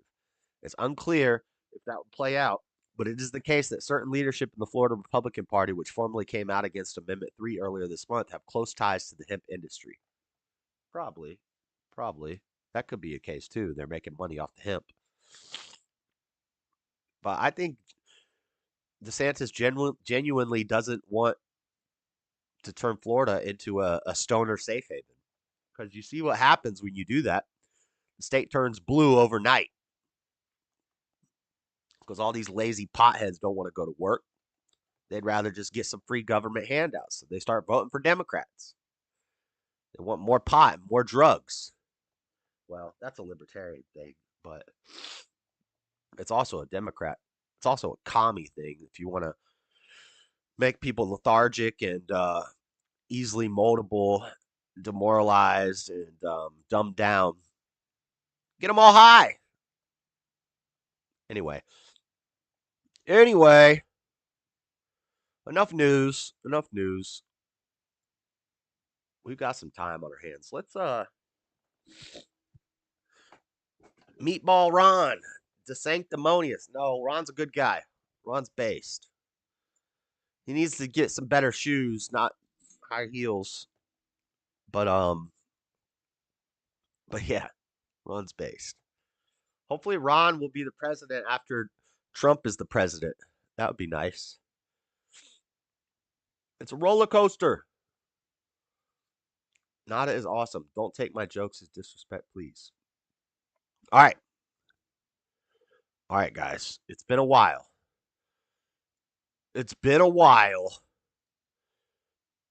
But it's time again for Bible Thumpin.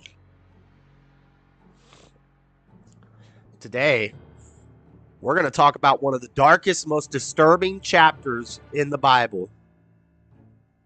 I really like Judges, the book of Judges.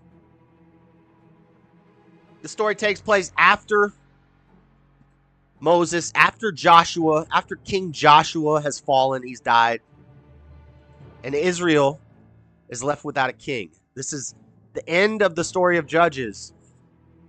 In the beginning of the story of Judges, we see a list of judges. Some of the judges were good, some of the judges were bad, but they were all judging.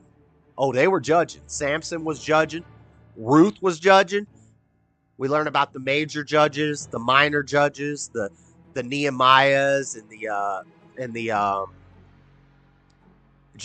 not Jeremiah's. That was a prophet. Am I thinking major judges and minor judges? And then a lot of the minor judges are in the later books to come. We talked about Nehemiah there, but in the time when there is no king, the music's pretty low, huh? In a time when there's no king of Israel, the people fall into debauchery and degeneracy. We see it repeatedly in the last books of Judges. In the chapter 17, we hear about Micah and his idolatry. Micah's building idols like a mug. He takes a Levite priest into his house. I'm not going to read you the story of Micah and his idolatry, but I will read you one verse from chapter 17 of Judges, chapter 17, verse 6. This is a repeated trope in the end of Judges. In those days, there was no king in Israel, but every man did that which was right in his own eyes. There was no king in Israel, but every man did that which was right in his own eyes. Chapter 18, we learn about the Danites, the tribe of Dan. They don't like the fact that Micah has his very own Levite priest living with him. And they don't like Micah's idolatry. So what do? They kidnap the priest, and that starts a war. Now we have kidnap, we have war. I'll read you the first verse of chapter 18 of Judges. In those days there was no king in Israel, and in those days the tribe of the Danites sought them an inheritance to dwell in, for unto that day all their inheritance had not fallen unto them among the tribes of Israel. This is a repeated trope in the days where there was no king in Israel. Every man did that which was right in his own eyes. What does that lead to? It leads to degeneracy.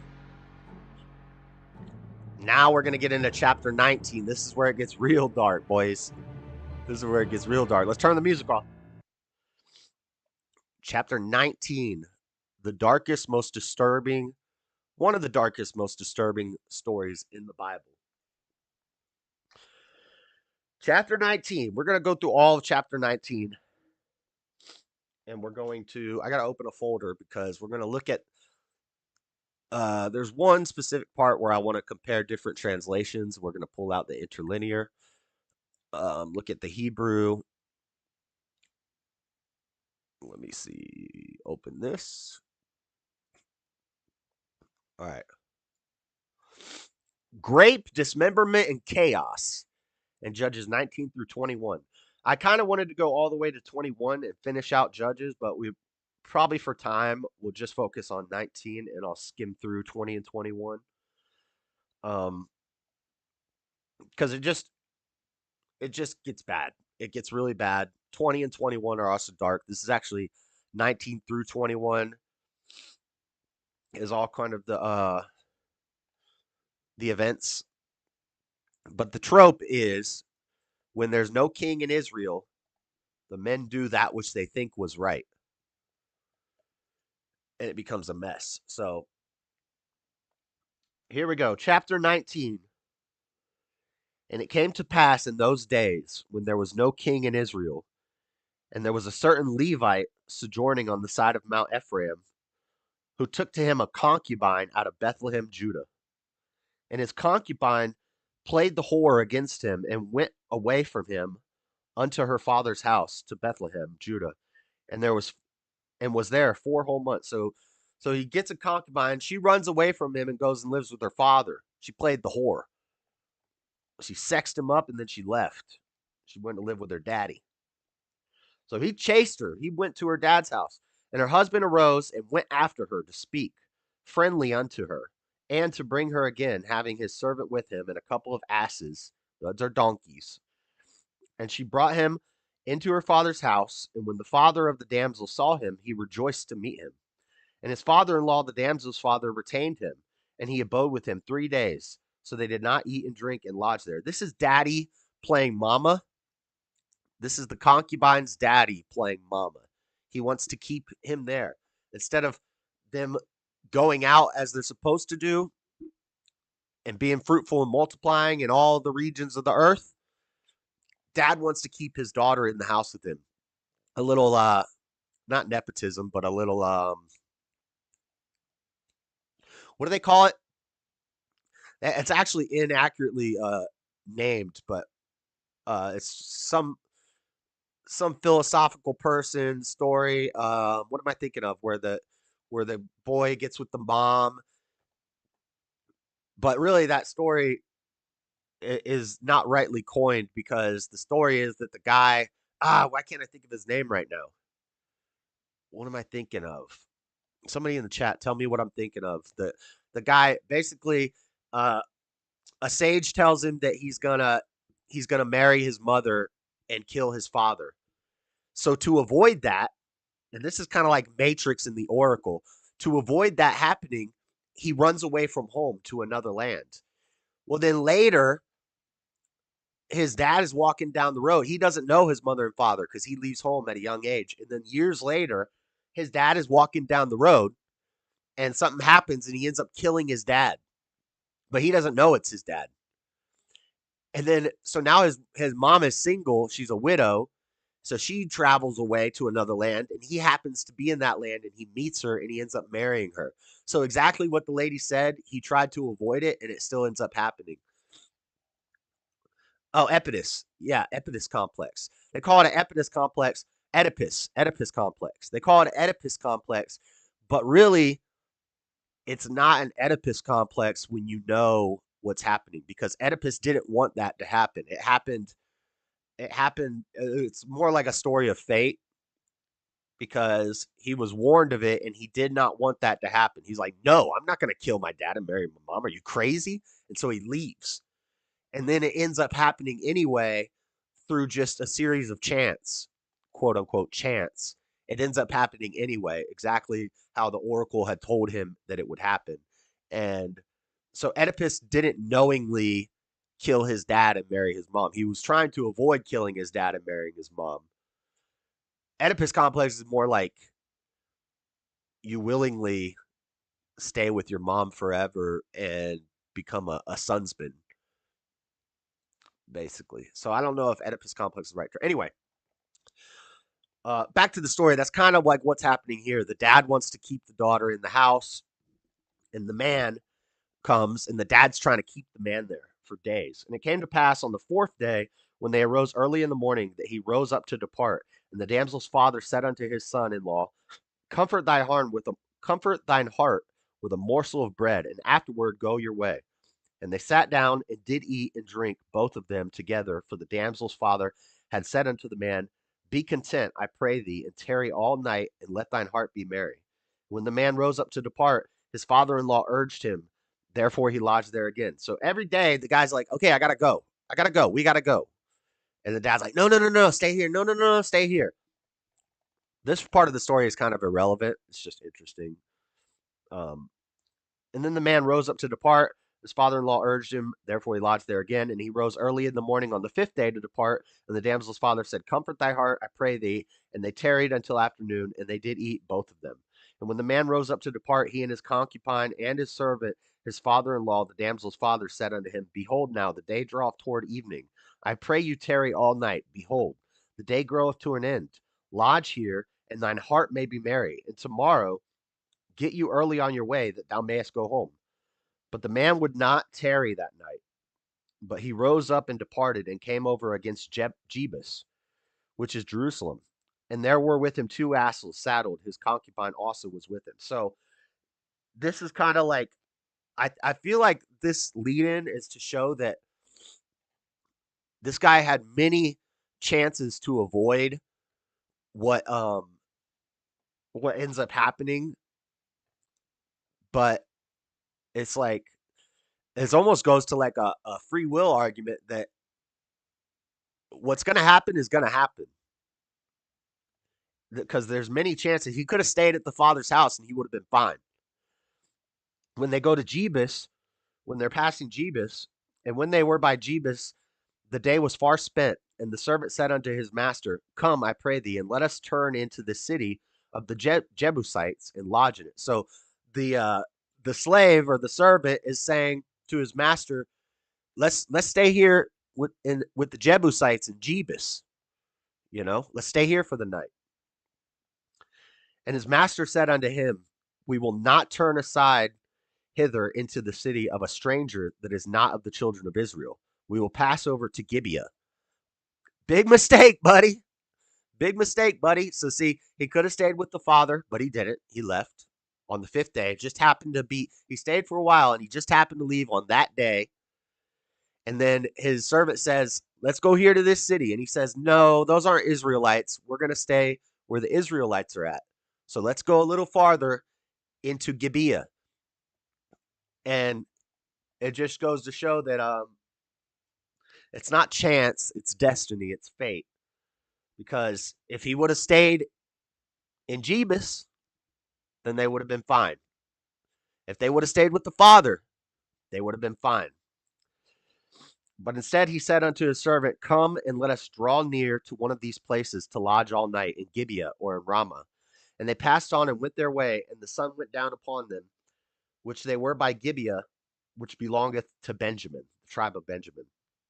And they turned aside thither to go in and to lodge in Gibeah. And when he went in, he sat down in the street of the city, and there was no man that took them into his house to lodging. And behold, there came an old man from his work out of the field at even, which was also Mount Ephraim, and he sojourned in Gibeah. But the men of the place were Benjamites. And when he had lifted up his eyes, he saw a wayfaring man in the street of the city. And the old man said, Whither goest thou? And whence comest thou? And he said unto him, We are passing from Bethlehem, Judah, toward the side of Mount Ephraim. From thence am I. And I went to Bethlehem, Judah, but I am now going to the house of the Lord, and there is no man that receiveth me to house. So nobody's taking him in. He's out on the streets, and this old man comes along and says, You can stay at my house. Yet there is both straw and provender for our asses, and there is bread and wine also for me and thy handmaid, and for the young man which is with thy servants. There is no want of anything. So he's like, we have food, we have wine, we have food for our donkeys. We don't need anything from you but a place to stay. Verse 20, and the old man said, Peace be with thee. However, all thy wants lie upon me, only lodge not in the street. So don't sleep in the street. You can come stay in my house. So he brought him into his house and gave provender unto the asses, and they washed their feet and did eat and drink. This is where it gets dark. Verse 22. Now as they were making their hearts merry, behold, the men of the city, certain sons of Belial, beset the house round about, and beat at the door, and spake to the master of the house, the old man, saying, Bring forth the man that came into thine house, that we may know him. That we may know him. Now this is where I have a couple different versions. We're going to take a look at some different translations of this before we continue. So this is the English Standard Version, the King James Version. In verse 22, they both say, bring out the man who came into your house that we may know him.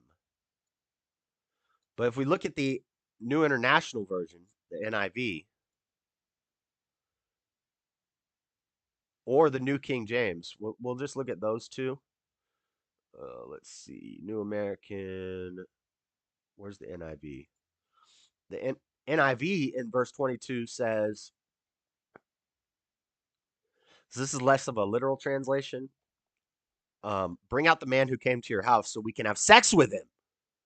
Dude, the NIV is just straight up said, so we can have sex with him. The YouTube video, I watched a YouTube video about this, and they were reading it. Or no, I watched, it was like a book on tape, the Book of Judges. I listened to the whole thing on tape. I've read it a bunch of times, but just to brush up, I listened to it the other day. And I don't know what translation they were reading because they said straight out, bring the man out so we can rape him. And so I was like, does it really say that they're going to rape him? The King James and the English Standard Version, which are my two favorites, just say that so we may know him. The New King James Version says, bring out the man who came to your house that we may know him carnally. Carnally know him. So I was interested in this. So I looked it up in the interlinear. We have to scroll down for a while to find this. To depart of the day in the morning, and he rose early afternoon, so he delayed. You may be very large coming to an end, so that you may go to Jbarada. This is when he's talking to the dad. They passed by Rami at Gibeah. Spend the night in the house. They would take who was evening in the field from his work, an old man. Gibeah was staying at Ephraim in the mountains, traveler. He saw in eyes and he raised Benjamite. And from where you're going to where? Hold on, we're almost there. But I'm going to Yahweh house now. Bread and donkeys. Almost there for myself. Anything, peace be with you. Spend the night. And they washed the donkeys into the house and drank and ate. Okay.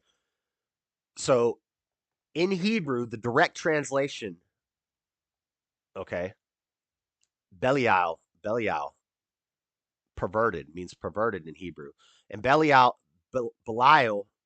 is also a demon. So people who worship this demon, Belial, are perverted men. Perverted men, certain of the city men, and suddenly themselves were enjoying. So this is interlinear. This is the Hebrew, the Aramaic, and the English. It tells you the speech participles or whatever. And it tells you how many occurrences it has. And so there are references to the Strong's Concordance, which I don't know if there's a free version of that on the internet. But anyway, they spoke to the door and beat on the house, surrounded to your house, and came to the man who bring out, saying, old man of the house master, the man to them, but went out that we may know him. So the Hebrew is that we may know him. So when NIV says have sex with him or know him carnally, but the thing is, I think we can conjunctive while verb, conjunctive imperfect, cohortative of contextual, first person common plural, third person masculine singular. So I think there was something else that I was reading that tells you how many occurrences this same Hebrew word is used in the Bible. It's only used this once. It's only used this once. And it's used masculinely. So it's used in other places in a feminine. So if you say, bring the woman so I may know her, it would be a different word in Hebrew that was a feminine word, which means have sex with her, carnally. But this time it's used in the masculine sense. So that's where they get the idea that they're going to grape this guy. These Benjamites want to grape this guy. And the man says, I beg you, do not act so wickedly, not to my brothers, no, not them. And said, look, this outrage do not commit, not my house, into this man has come. So I just wanted to make sure we know what they mean by the men wanted to know him. Okay? Now let's go back to the King James and keep going past verse 22. And the man, the master of the house, went out unto them and said unto them, nay, my brethren, nay, I pray you do not so wickedly, seeing that this man is come into mine house. Do not this folly. Behold, here is my daughter, a maiden, and his concubine. Them I will bring out now, and humble ye them, and do with them what seemeth good unto you. But unto this man do not so a vile thing. So he thinks this man is righteous. And he thinks he's so righteous that he says, Please don't grape him in my driveway. Take the women. You could take the women and do what you want with them. And so he gives the daughter and the concubine to the men. But the men would not hearken to him. So the man took his concubine and brought her forth unto them, and they knew her and abused her all night until the morning. And when the day began to spring, they let her go.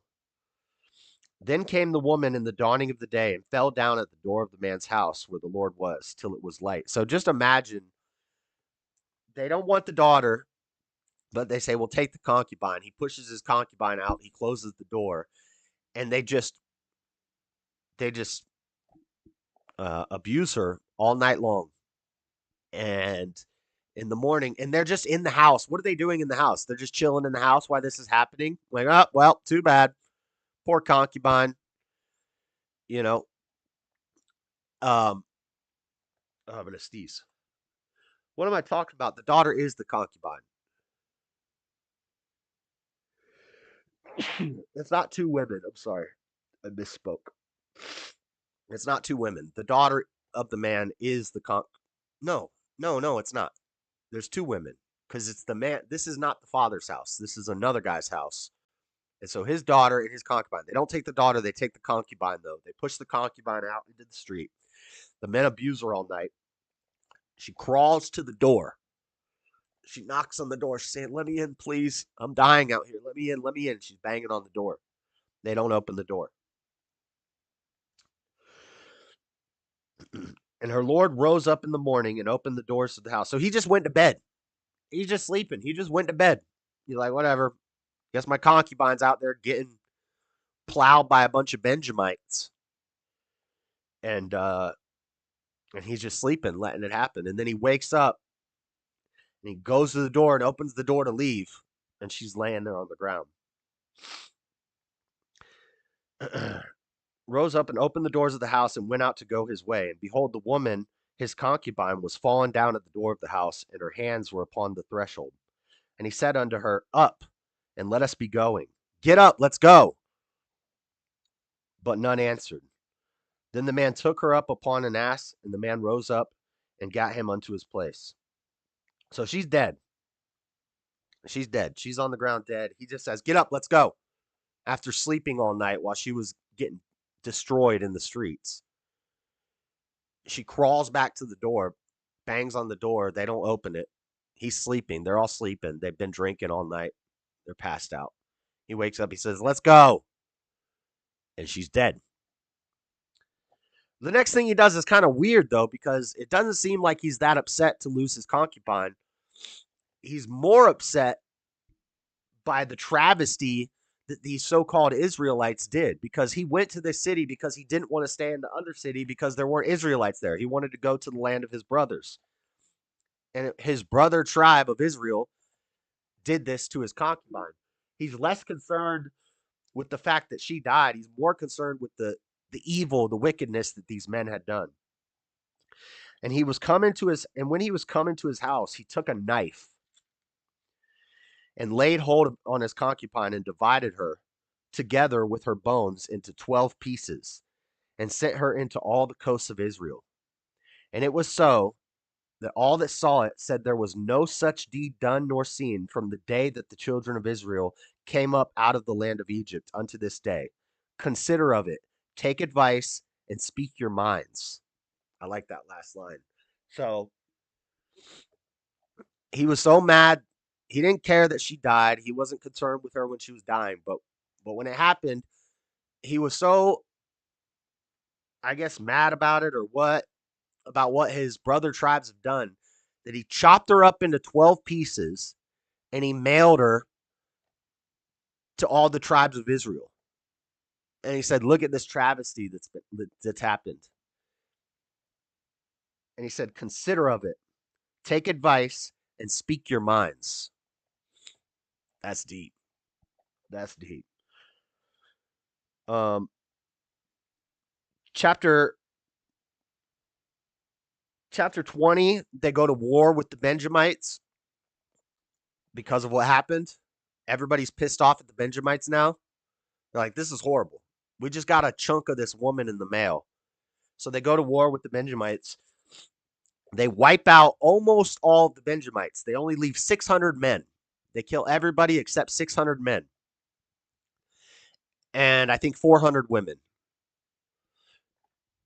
But the problem is, now there's 600 men and 400 women. You need more women than men if you're going to repopulate. And so now they're upset. They're like, we're going to lose a tribe.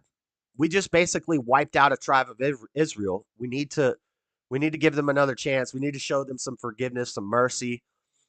You know, we need to make sure we don't lose a whole tribe of Israel. You know, we got to stay strong together. So we got to save the Benjamites. And hopefully they can repent for what they did. So they leave 600 men and 400 women. That's not enough to repopulate. You need more women than men to repopulate because women can only drop one kid every 9 months. So what they do is there's a party going on. There's a festival between verses 20 and 21. After the war in chapter 20, we go to 21. And basically, they've taken a vow to the Lord that they will not marry people from the other tribes. But they say they don't have enough women. They don't have enough women to men to repopulate the earth. And we don't want the Benjamites to go extinct. You know, we just wanted to punish them for what they did. So, since they have this vow that says they can't marry our daughters, they write a letter to the Benjamites and they say, we've taken this vow that you can't marry our daughters, right? But you need women, and we have women. So we're going to have a party. And when the women come out and start dancing, when everybody's drunk and the women start dancing, we want you to hide in the fields and come and capture them, because our vow says we can't give them to you to marry, but it doesn't say anything about you kidnapping them and taking them to marry for yourselves. So when everybody's drunk and it's late at night and they're dancing, we want you to hide in the fields and then come out and grab the women. And the Benjamites do. They do just that. They run out into the field. They kidnap the women. They take them home, make them their wives, and then they start saving the tribe of Benjamin. And Judges ends the last chapter, or the last verse of the last chapter of Judges, Judges 21-25, the same trope that's been repeated since after Samson died. In those days, there was no king in Israel. Every man did that which was right in his own eyes.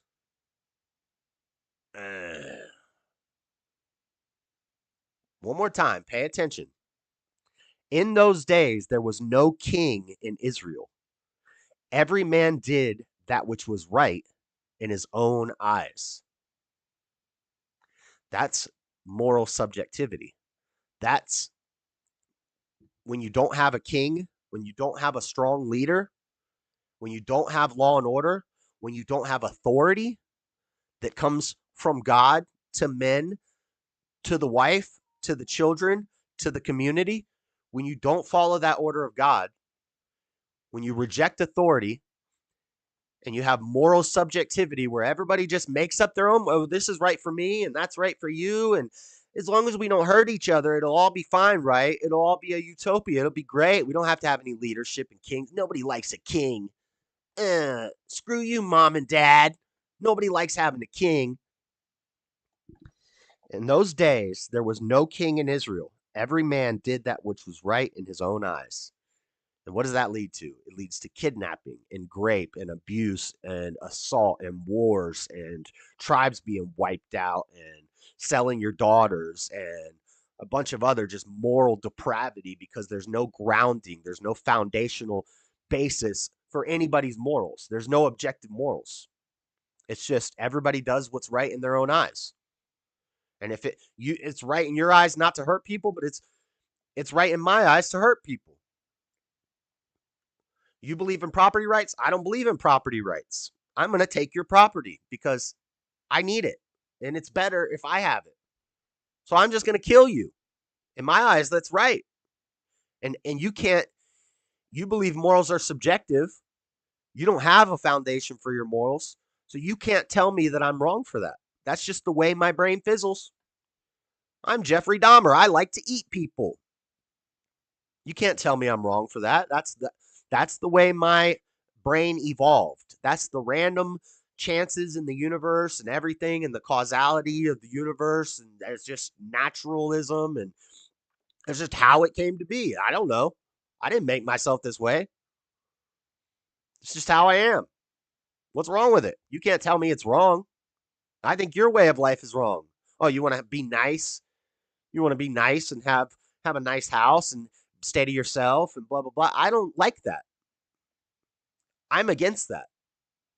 And you can't tell me I'm wrong because morals are subjective. It's stupid. It's evil. And it leads to destruction. And that's all I got to say about that. That's all I got to say about that.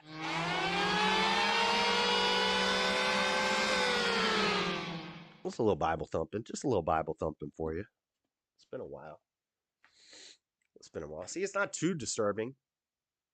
Dismemberment. There's dismemberment going on. That's when he chopped her up into pieces. All right.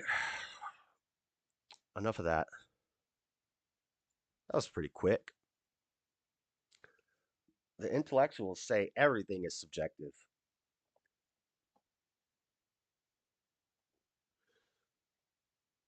Looking for his anger terrible. Sounds like a sacrifice. Yeah. Anyway, what a mess. What a mess, huh? In those days when there was no king, the men did what was right in their own eyes. Look how that turns out. That's a tale as old as time. Tale as old as time. That's why we need a Christian king. That's why we need God back in America. The reason for all this political mess, politics is downstream of culture. So the reason for all the political mess we have going on is because our culture is degenerate.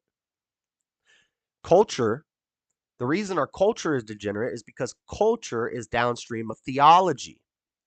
When you have a country that has freedom of religion, and you have a bunch of Buddhists and Hindus and atheists and Muslims and Christians and Catholics and Mormons, everybody and their mama has their own religion now and their own different church. We have 14,000 denominations of Christianity. We got every denomination of every other religion living in the same place. There is no uniting theology. Therefore, there is no uniting culture because everybody just does what's right in their own subjective eyes, in their own eyes. My religion says this is okay. My country says eating people is okay. My country says necrophilia is fine. It doesn't hurt anybody as long as we're not hurting anybody. My country says that bestiality is great. My country says homosexuality, sexual debauchery, transgenderism is okay. Or my culture said that was wrong, so I ran to your culture where we can do whatever the heck we want. So since we do not have a uniting theology, we're not one nation under God. And it's not our God like the deist founding fathers said. It's the God, the one and only true God. If we're not united under that authority, and we don't have a king who is being led by that authority, and everybody's just doing their own subjective values, what they think is right in their eyes, we get what we have today in America. We get a country that's about to be on fire. It's sad, but it's also cyclical. So if America falls, there's going to be a power void. Somebody's going to fill that place. There's going to be another strong culture of Christians that are engineering minded and smart people, and they're united culturally, ethnically, racially, ideologically. That's not how you say it. You know what I'm saying. Theologically, they're united as one. Doesn't mean you have to unite with the whole world. We don't have to get along with everybody. Christ didn't come to unite, he came to divide.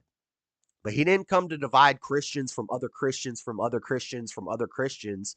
He came to divide Christ ones, followers of Christ, little Christ, Christ one, not Christ 14,000, Christ one.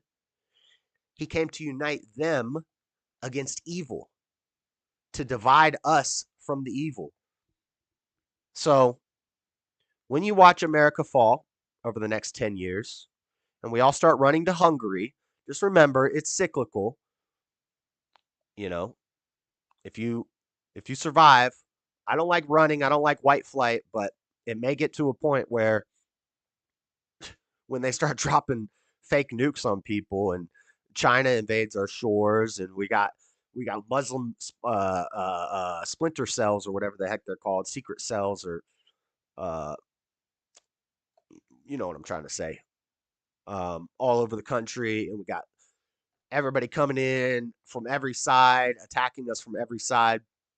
There is a time for everything and everything in its time, and there is a time to retreat. And we'll retreat, and the survivors will build up another great civilization. And it will grow and it will flourish. People will get smarter, people will get stronger, we'll make better buildings, we'll make better advancements in technology and blah blah blah blah blah. And eventually the plague of multiculturalism and diversity, equity, and inclusion and Marxist ideas and revolution will start to seep in, and then that civilization will fall and another one will rise up, and it's cyclical. It'll just keep happening like that, and that's all part of the plan. So don't get too down, don't get too depressed, as Fleckis says. Um, it's all part of the plan. It's all for the glory of God. We're not here to save this earth. We're just here to save ourselves and whoever's going to, and we can't save ourselves. Jesus came so that we could follow him and be saved. And then we can use his message to reach other people and save them. But we can't save the world. Can't change the world. Isn't no Imagine from the Beatles. Isn't no if we could change the world. What's that song? That Michael Jackson. We are the world. We are the children. F that. We are Christians. And we need a Christian king. We need a strong leader. We need a strong foundation for our morals, a strong culture that would lead, a strong theology, strong religion. I know people don't like that word, but a strong theology, a strong religious backing, a strong unity in ideas, and that will lead to a flourishing civilization. Until it doesn't, until inevitably it falls again, just like all of them do. That's all part of the plan. Anyway, how about those tunnels? Jesus knew what's coming. That's why he said, be in the world, but not of the world. Exactly. Exactly. That was a much more brief way of saying what I just said. Thank you for keeping it succinct, C-Sal. All right. Let's learn about Mussolini. Did I start at 6? Well, I usually start at 5 and go to 8. So we're going 6 to 9. That's fine. And then I'm gonna walk Echo to the store, and then we will start a panel show, but it's Monday night and it'll be late, so I don't expect too many people to jump in. I was hoping that Anarchy TV guy was gonna be here, and I was gonna tell him jump in the Discord and we can talk about it. So I'd like to have more understanding of his version of anarchy, because there's anarchy is not a catch-all term. It could mean a lot of different things. And he said, I don't know anything about history. So I'd like to be interested. I'd like to learn about who he read. Was it William Godwin? Was it Sterner? Was it Emma Goldwyn or Kapopovic? Where does his, is it Unitarian or is it more individualist? Does he believe in property rights? What about currency? I'd like to understand his version of anarchy. But he hasn't been in the chat, so I doubt he would have jumped in the Discord anyway. But what's up, Nessio? What's up, Jeff Hewitt? Sleeper cells. Is that what I? That's what I meant to say. Yeah, my left eye is like keep watering. All right. This is how you kick a. This is how you kick an illness. You just talk for 4 hours. Talk for 10 hours. Great idea.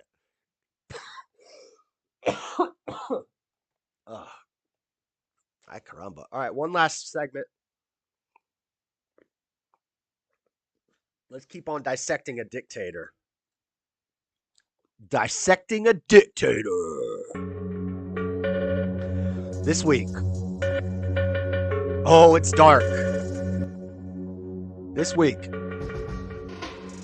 we're going to look at one of the most violent dictators. He didn't kill as many people as Mao or Stalin because it came from Italy, a smaller region. He got taken out by our boy Hitler. Not our boy, that was a joke. But this is a right-wing dictator, a right-wing authoritarian dictator who began the fascist party of Italy. He defeated Stalin at one point, kicked Russia out of Italy. A fashionable guy, a strong man, but he was violent. He was a violent guy. We're going to look at El Duce. El Duce! El Duce, also known as Benito Mussolini. Mussolini and the birth of fascism. Benito Mussolini, also known as former Duce. El Duce. Or Duce. Let's look at some pictures of Duce here. Benito Mussolini. He was very photogenic. He believed men were supposed to be strong, physically strong. There's videos of him with his shirt off, gathering crops with the people. You know, he was a man of the people. Just like Hitler, he was into fashion. He was always posing for his pictures. Much more handsome than pock-faced Stalin. A ladies' man. But apparently in his younger years, he raped and abused a lot of women and then later bragged about it. He liked to torture people. In school one day, he stabbed a kid. He stabbed a kid in school. Benito Mussolini. Let's read what BBC has to say about Mussolini, and then we'll watch a video. Benito Amilcare Andre Mussolini was born on 29th of July, 1883. Also, last week I said we're going to go back in time. We're not really going back in time. This actually fits in perfectly because I thought that his reign was in 1883, but that's when he was born. He came to power right around the time of Stalin and Hitler. So this is actually perfect the way I have this set up. We went Lenin, Stalin, Mussolini, Hitler. And Mussolini, Hitler, and Stalin were all at the same time. And they were all kind of intertwined in battles and agreements and things like that. So this is actually the perfect time to talk about Mussolini. Pradapio in northern central Italy. His father was a blacksmith. Employment prospects in the area were so poor. So in 1902, Mussolini moved to Switzerland, where he became involved in a socialist politics. Socialism. He returned to Italy in 1904 and worked as a journalist in the socialist press, but his support for Italy's entry into World War only led to his break with socialism. He was drafted into the Italian army in September 1915. So he was a leftist, and he switched and he went far right. In 1919, Mussolini formed the Fascist Party, galvanizing the support of many unemployed war veterans. He organized them into armed squads known as black shirts, who terrorized their political opponents. Kind of like Joe Biden. In Black Bloc, Antifa, Joe Biden, terrorizing political opponents. Wow, sounds a lot like Joe Biden. Who's the fascist now, bitch? Sorry, that wasn't nice. By October 1922, Italy seemed to be slipping into political chaos. The black shirts marched on Rome, and Mussolini presented himself as the only man capable of restoring order. King Victor Emmanuel invited Mussolini to form a government. Mussolini gradually dismantled the institutions of democratic government and in 1925 made himself dictator, taking the title Il Duce. He set about attempting to reestablish Italy as a great European power. The regime was held together by strong state control and Mussolini's cult of personality. In 1935, Mussolini invaded Abyssinia, now Ethiopia, and incorporated it into his new Italian empire. Yeah, they had a big chunk of Africa. Italy was running a big chunk of Africa. He provided military support to Franco in the Spanish Civil War. Increasing cooperation with Nazi Germany culminated in the 1939 Pact of Steel. Influenced by Hitler, Mussolini began to introduce anti-Jewish legislation in Italy. His declaration of war on Britain and France in June 1940 exposed Italian military weakness and was followed by a series of defeats in North and East Africa and the Balkans. In July 1943, Allied troops landed in Sicily. Mussolini was overthrown and imprisoned by his former colleagues in the fascist government. Hitler got him. In September, Italy signed an armistice with the Allies. The German army began the occupation of Italy, and Mussolini was rescued by German commandos. He was installed as leader of a new government, but had little power as the Allies advanced northwards through Italy. Mussolini fled toward Switzerland. He was captured by Italian partisans and shot on 28th of April, 1945. Okay, so when he was captured by Hitler's men, he was actually propped up. I watched like 3 documentaries on this guy that were all an hour long. And in one of them, it starts off talking about how he was dressed as a Nazi trying to cross a border, and the Nazis captured him, and they saw that he was Mussolini. They brought him to Hitler, and they ended up working together. But I think Hitler helped later lead to his downfall. He actually received a letter from Hitler at one point in his life when he was a young upcoming leader, and Hitler was even more up and coming and lesser known. And he read the letter and he just threw it aside, like, who's this guy? That guy later became the Hitler we know today. We're not going to read all this. We'll just watch this video. Okay, this is about fascism. Hi, I'm Jesse Alexander, and welcome to the Great War. Let's watch this. How Mussolini founded the Italian Fascist Party. This is 22 minutes long. Let's watch this.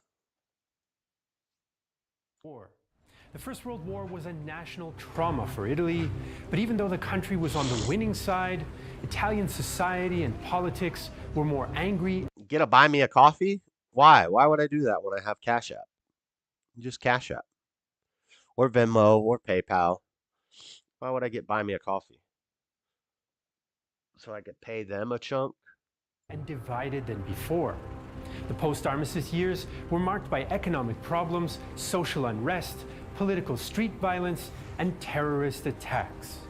In 1920 and 1921, Benito Mussolini's new fascist movement would take center stage in the street fighting against the socialists and grow into a force to be reckoned with.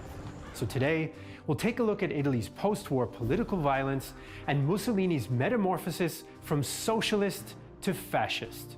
And it all happened exactly 100 years ago. Even before the Kingdom of Italy entered the Great War on the Allied side in 1915, it had a long history of political polarization. The nation-state had only been unified in 1861 after a series of wars, and the North was far more industrialized and developed than the rural and poorer South. It's time for me to get set up for therapy. Get out of here, BetterHelp! My office. No! But the desk is over here. And so shut up. The growing working class also felt left out of the political process, which was dominated by small elites. This caused the rise of leftist parties like the Italian Socialist Party and the Italian Radical Party, whose rise in popularity was aided by the expansion of the right to vote in 1912. The right to vote. It's almost like when you give people the right to vote, it leads to a bunch of commies taking over the government. One socialist supporter was up-and-coming journalist and Socialist Party member Benito Mussolini. Mussolini had been raised socialist by his blacksmith father, and in 1911-12, he joined the rest. His mama was a Catholic. Of the Italian left in opposing Italy's war against the Ottoman Empire in Libya. By this point, he'd become a leading figure in the party's revolutionary wing, which called for the overthrow of the liberal democratic system. Also, I have not watched this yet. I watched 3-hour, one of them was an hour and a half, one of them was an hour, the other one was an hour, documentaries that were much better. I'll show you those here in a little bit. So you could go, if you're interested, you can go watch those. Those are way more better. But this one's 20 minutes, and I needed something shorter, so I just added this one, and we can watch it, and maybe I can spot some differences or things that they leave out. In favor of a proletarian dictatorship. But Mussolini was not a typical socialist. Fellow socialist and former tutor to Mussolini, Angelika Balbanov, later claimed that the Italian was not a true socialist, but a power-hungry activist with a penchant for violence. He liked some violence. In his newspaper articles, he promoted a broad, party-based socialism and rejected trade unions as the only path to revolution. Socialism means the elevation and purification of the individual conscience, and its achievement will be the result of a long series of efforts. Everyone, indeed, from the professional man to the worker, can bring a stone to the edifice, doing a socialist deed every day, and so prepare for the overthrow of existing society. Mussolini also admired philosopher Friedrich Nietzsche's idea of the Superman, since he was a good dresser too. He dressed, I think that's where the mob, you know how the mob dresses? I think that comes from Mussolini because he dressed like that. He had the hats, he had the jackets, he had the cane, and he always looked dapper. And Italian people know how to dress, and I think that comes from Mussolini. He felt that charismatic and dynamic men would lead the coming revolution. He later reflected on his socialist years. My early experience of socialism was not a doctrinal experience. My doctrine during that period had been the doctrine of action. Many younger socialists were tired of the party's gradualist approach and liked Mussolini's ideas of action. So much so that when Mussolini became the editor of the socialist newspaper Avanti in 1912, he doubled its readership thanks to his aggressive rhetoric. Yeah, and one of the core tenets of fascism is to eliminate your political opposition. He didn't let once he took over, he didn't let any other parties in Italy. There are no other political parties. This is what we have here. We're in charge. It's just this. And it's like people bitch and complain about our two-party system in America, which, by the way, that is not a constitution thing. That's not a law. There's not some rule that says America is a two-party system. It's really not. It's an all-party system. All the parties are welcome. But what we have is a cultural tradition of two parties, a club system where we have two big clubs. And the only way you're going to win and get the financial backing that you need to win presidency and seats and stuff like that is by being in one of those clubs. Just because you're in one of those clubs doesn't necessarily mean you agree with every ideology of a Republican or a Democrat. And you can see that. We have radical progressives on the left. We have leftists. We have liberals. We have socialists. We got straight up commies on the left. On the right, we have conservatives. We got Trump, who is a populist. He's not a Christian conservative. He's not maybe he's a, what's the word for money? Financial conservative or you know what I'm saying? An economic conservative or whatever. A fiscal conservative. He's probably a fiscal conservative, but he's not a social conservative. He's not a Christian conservative. Maybe he's a constitutional conservative. But he's not a Republican. He's a populist. So when people say, we need to get rid of the two-party system, we don't have a two-party system. We have an every-party system. And the same people that complain about that will complain about fascism and complain about communism and Hitler and all these other stuff. So do you want a one-party system where one person is king who runs everything, or do you want every party and we just have, let's get rid of the clubs, let's get rid of the lobbyist groups and things like that, let's take money out of politics, and then the libertarians would have a chance at winning, then the socialists would have a chance at winning, which I don't think is good either. But that's a solution. If you want to get rid of the Republican and Democrat parties always winning, even though the people who win have vastly different ideologies, and it's really not a two-party system. But if you want to get rid of that, you got to take money out of politics. You got to end the club system. And then people will just be able to run as what they really believe instead of calling themselves a Republican when they're actually a conservative, or calling themselves a Democrat when they're actually a socialist. We can have a socialist versus an anarchist versus a theocrat all on the stage. May the best man win. I don't know if that would be a better idea. I don't think it would really help anything at all. It could be worse. I think some of this fascism might be a little bit based. If I'm just joking, YouTube. I'm just joking, but maybe you're gonna complain about a two-party system. What do you want? A million-party system or a one-party system? You want all the party systems, or do you want a one-party system? I lean towards one-party system, but it's got to be the right party. Because if it's not the right party, then it's a problem for all the people who don't agree with that. Which is actually why we should not have a giant federal government. We should just have states having their own governments. And you want to have a socialist state, you have a communist state, you have an anarchist state, you have a libertarian state, you have a conservative state, you have a theocracy, you have a democracy, and all the states do their own thing. May the best state win. And when everybody dies off in the communist state, then we could take it over. Reformist Party leaders accused him of ideological incoherence and dictatorial tendencies. And you think he was more of an anarchist? No, the Emma Goldwyn, her anarchist movement, and Kapopovich, I think his name was, one of fathers of anarchy. What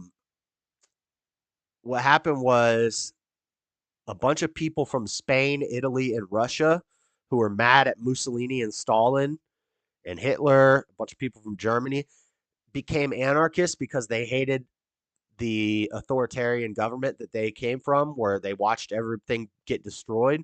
So they came to America as anarchists, and that's the Kapopovich and the Emma Goldwyn's form of anarchy. They came over here, and then they did an interview with Emma Goldwyn, and they're like, now that you're in America, would you consider? They said, what do you think of Italy? And she said it was nice until Mussolini came along, and that's why we left, is because we were sick of those authoritarian leaders. So we came to America, where everybody can do whatever the hell they want. And they said, would you convert from your anarchy? If we asked you to convert and not be an anarchist, would you convert? Or would you go back to Italy? She said, I'll go back to Italy, which she hates, which they just ran away from. But they said, if we came to America and you told us we couldn't be anarchists, we would go back to Italy. Maybe we should have tried that out. And that was like the uprising of American anarchy, was when they all came here from other countries because they didn't like their authoritarian government. So they come to America, where we have democracy and you can do whatever you want.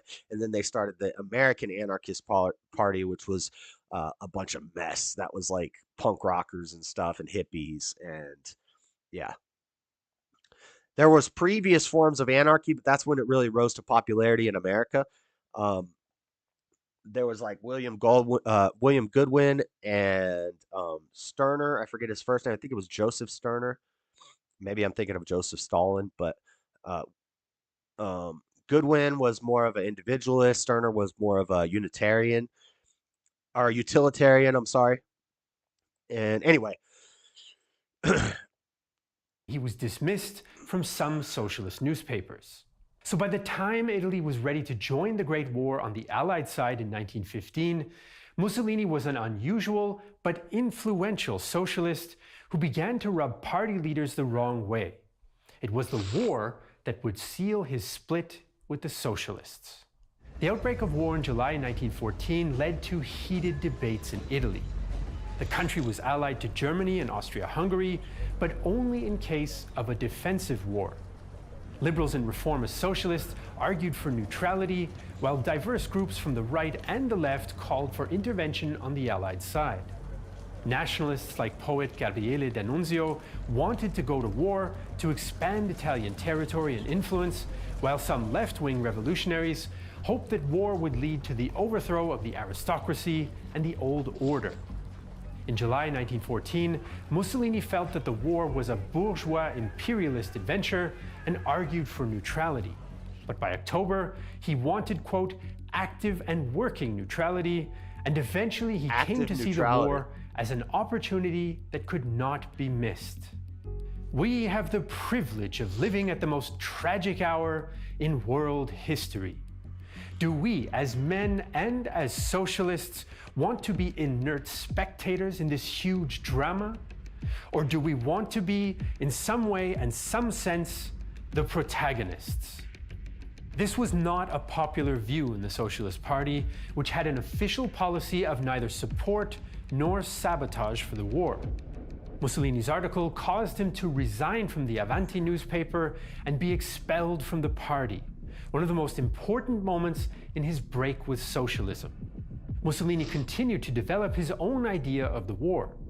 He still saw war as a catalyst for revolutionary progress, but he also incorporated more nationalist concepts like expanding Italian territory and restoring national prestige. Ooh. He also volunteered for military service with the Bersaglieri and was wounded on the Isonzo front in 1917.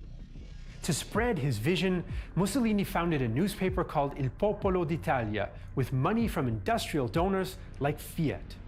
At first, it also had the word socialist in its title, which he then dropped. By 1918, it claimed to be the Journal of Combatants and Producers. So Mussolini was estranged from the Socialist Party, but ran his own newspaper to spread his revolutionary nationalism. Italy did eventually enter the war in May 1915 in order to gain new territory, but the disappointing peace conference left many Italians feeling bitter and looking towards radical solutions. Hey. Ad! Do you want to start streaming? With No. Own Pro, you get access to hundreds of... Screw Italy's Own First Pro. World War had not gone according to Gives you all plan. sorts of viruses. Its armies failed to break through the Austrian lines in the Alps and suffered a major disaster at Caporetto in 1917.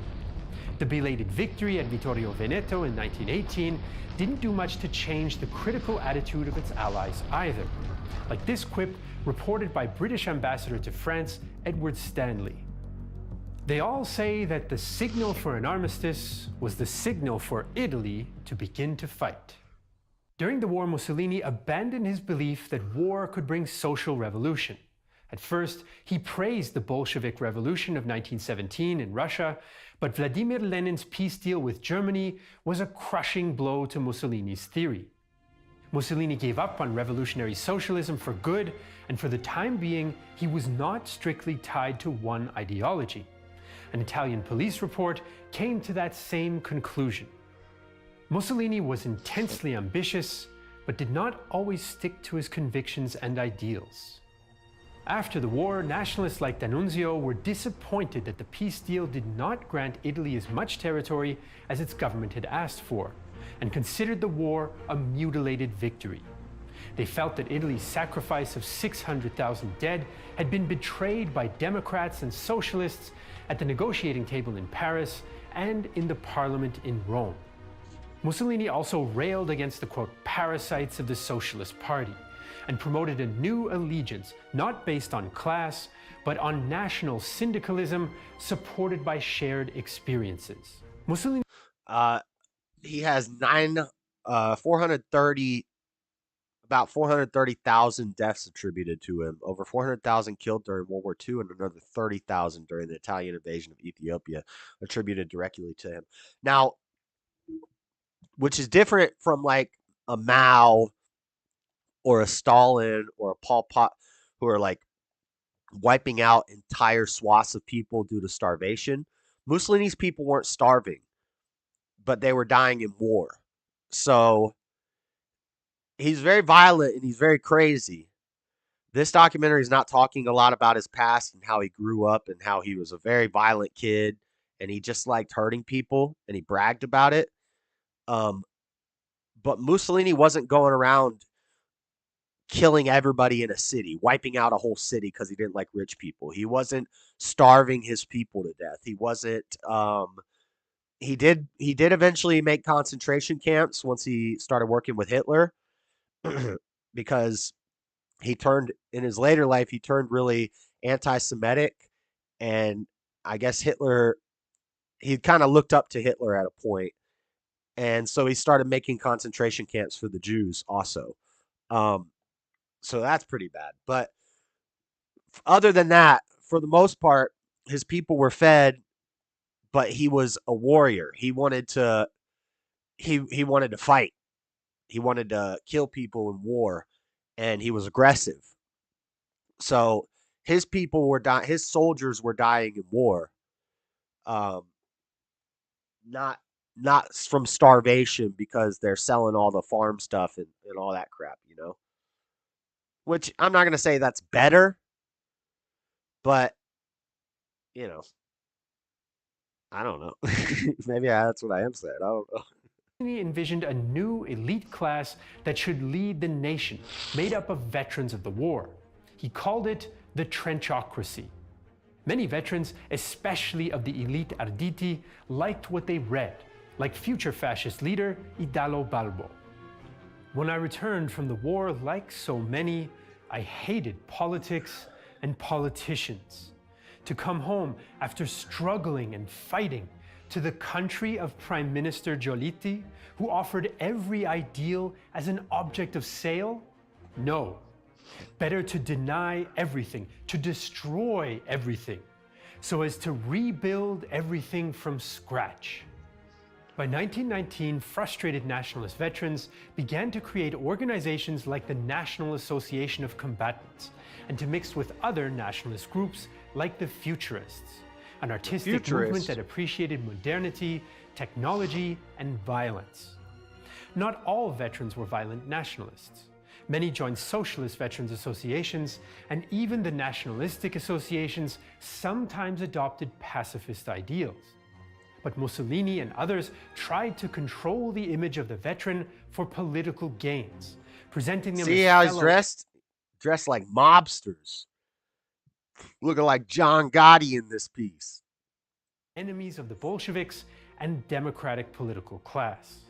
So angry veterans, nationalists, and Mussolini had begun to find common ground in the turbulence of post-war Italy. The tie that would soon bind them together in a new movement was fascism. The term fascism literally means bunch or group, and was used in the Roman Empire to describe a bundle of rods carried by officials called lictors to represent their... A bundle of sticks. A fascist is a bundle of sticks, because we're stronger together than alone. authority. In the 19th century, it had also been used by some radical groups, and some left-wingers referred to themselves as fascistic in the sense of order, strength, and unity. Fascism became a common term in modern Italy starting in 1919, and Benito Mussolini eventually came to personify fascism and its connection to extreme nationalism. Italian fascism can be described as a reconceptualization of rightist themes with leftist vocabulary, especially the call for revolution. Rightist themes, so their ideas are of the right, but they use leftist language to get their message across. That's kind of smart. I always say, I agree with JLP on this, and I always say this: we shouldn't talk like the children of the lie. We need to speak differently. We shouldn't use words like addiction and racism and homophobic. We shouldn't use those words because those are their words. We need to set ourselves apart from them and speak differently than them. Whereas Mussolini said, let's talk the way they talk so that they'll trust us. But really, we're sneaking in other ideas, and then eventually we're going to aggressively take them over.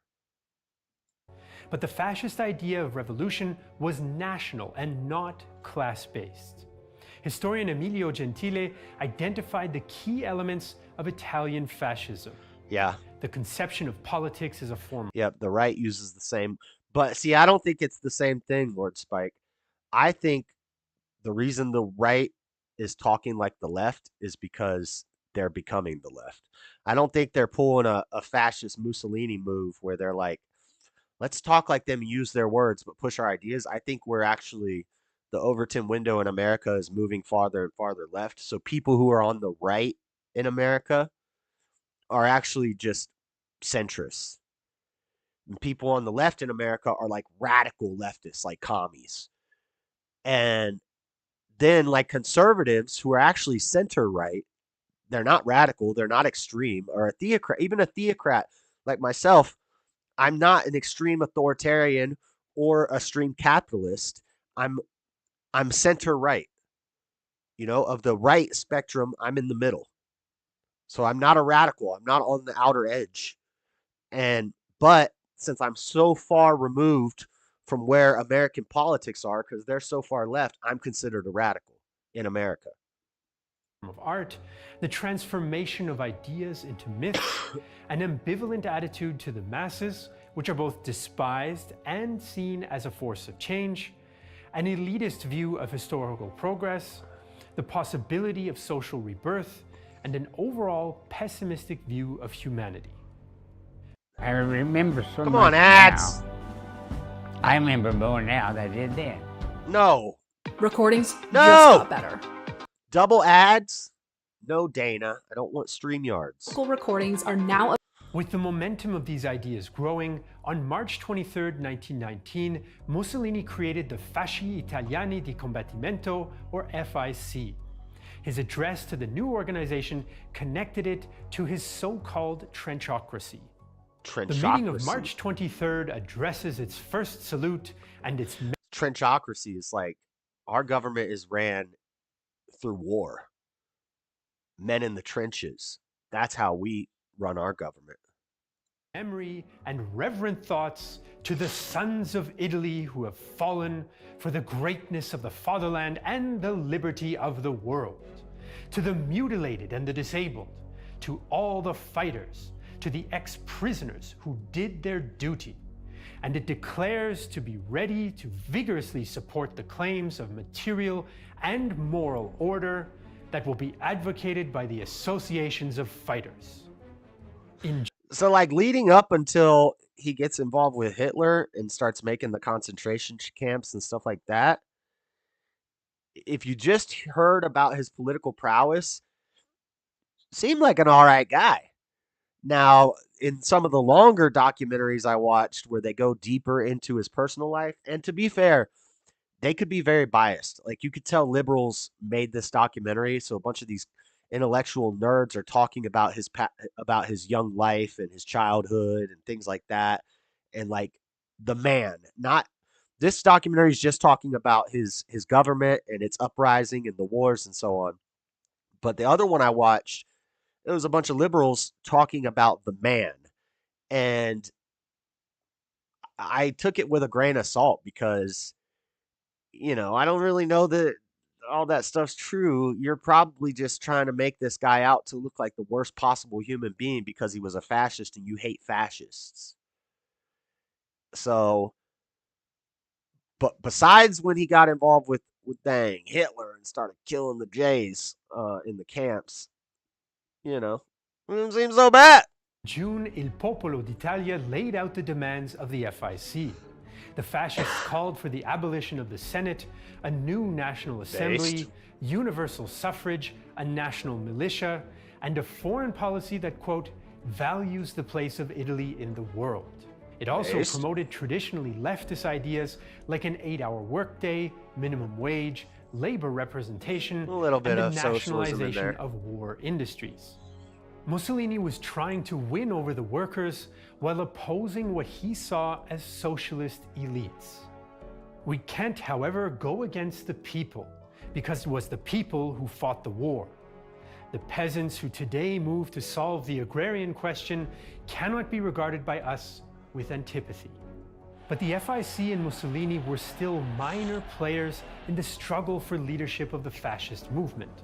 D'Annunzio was still seen as the spiritual father of fascism, and it was he who'd come up with the black shirt uniform and Roman salute. He also gained notoriety with his occupation of Fiume in November 1919, an action that Mussolini publicly supported while doing little to help, which soured relations between the two men. So fascism was gathering strength, but was still far smaller and weaker than socialism in Italian politics. But the balance of power would soon change. In the November 1919 elections, the FIC got just 4,000 votes, while the Socialist Party received 1.8 million, more than any other party. The Socialists publicly paraded a coffin to symbolize Mussolini's political death, but Mussolini he ain't done yet. is still confident. There are victories which are as crushing as defeats. Italy now entered a period known as the Biennio Rosso, or the 2 red years. The political tensions that had built up because of the war now began to spill over into open street violence between socialists, nationalists, and the forces of the state. The socialist movement seemed to be the strongest force in the country as the Biennio Rosso began. Trade unions had grown, and the Socialist Party had been elected in a third of the major towns and cities. In some places, peasants began to occupy uncultivated land in anticipation of a coming revolution, which brought clashes with landowners and police.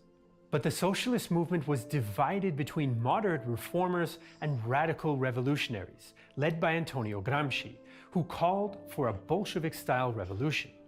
Eventually, Gramsci would break with the party, but the infighting made it vulnerable.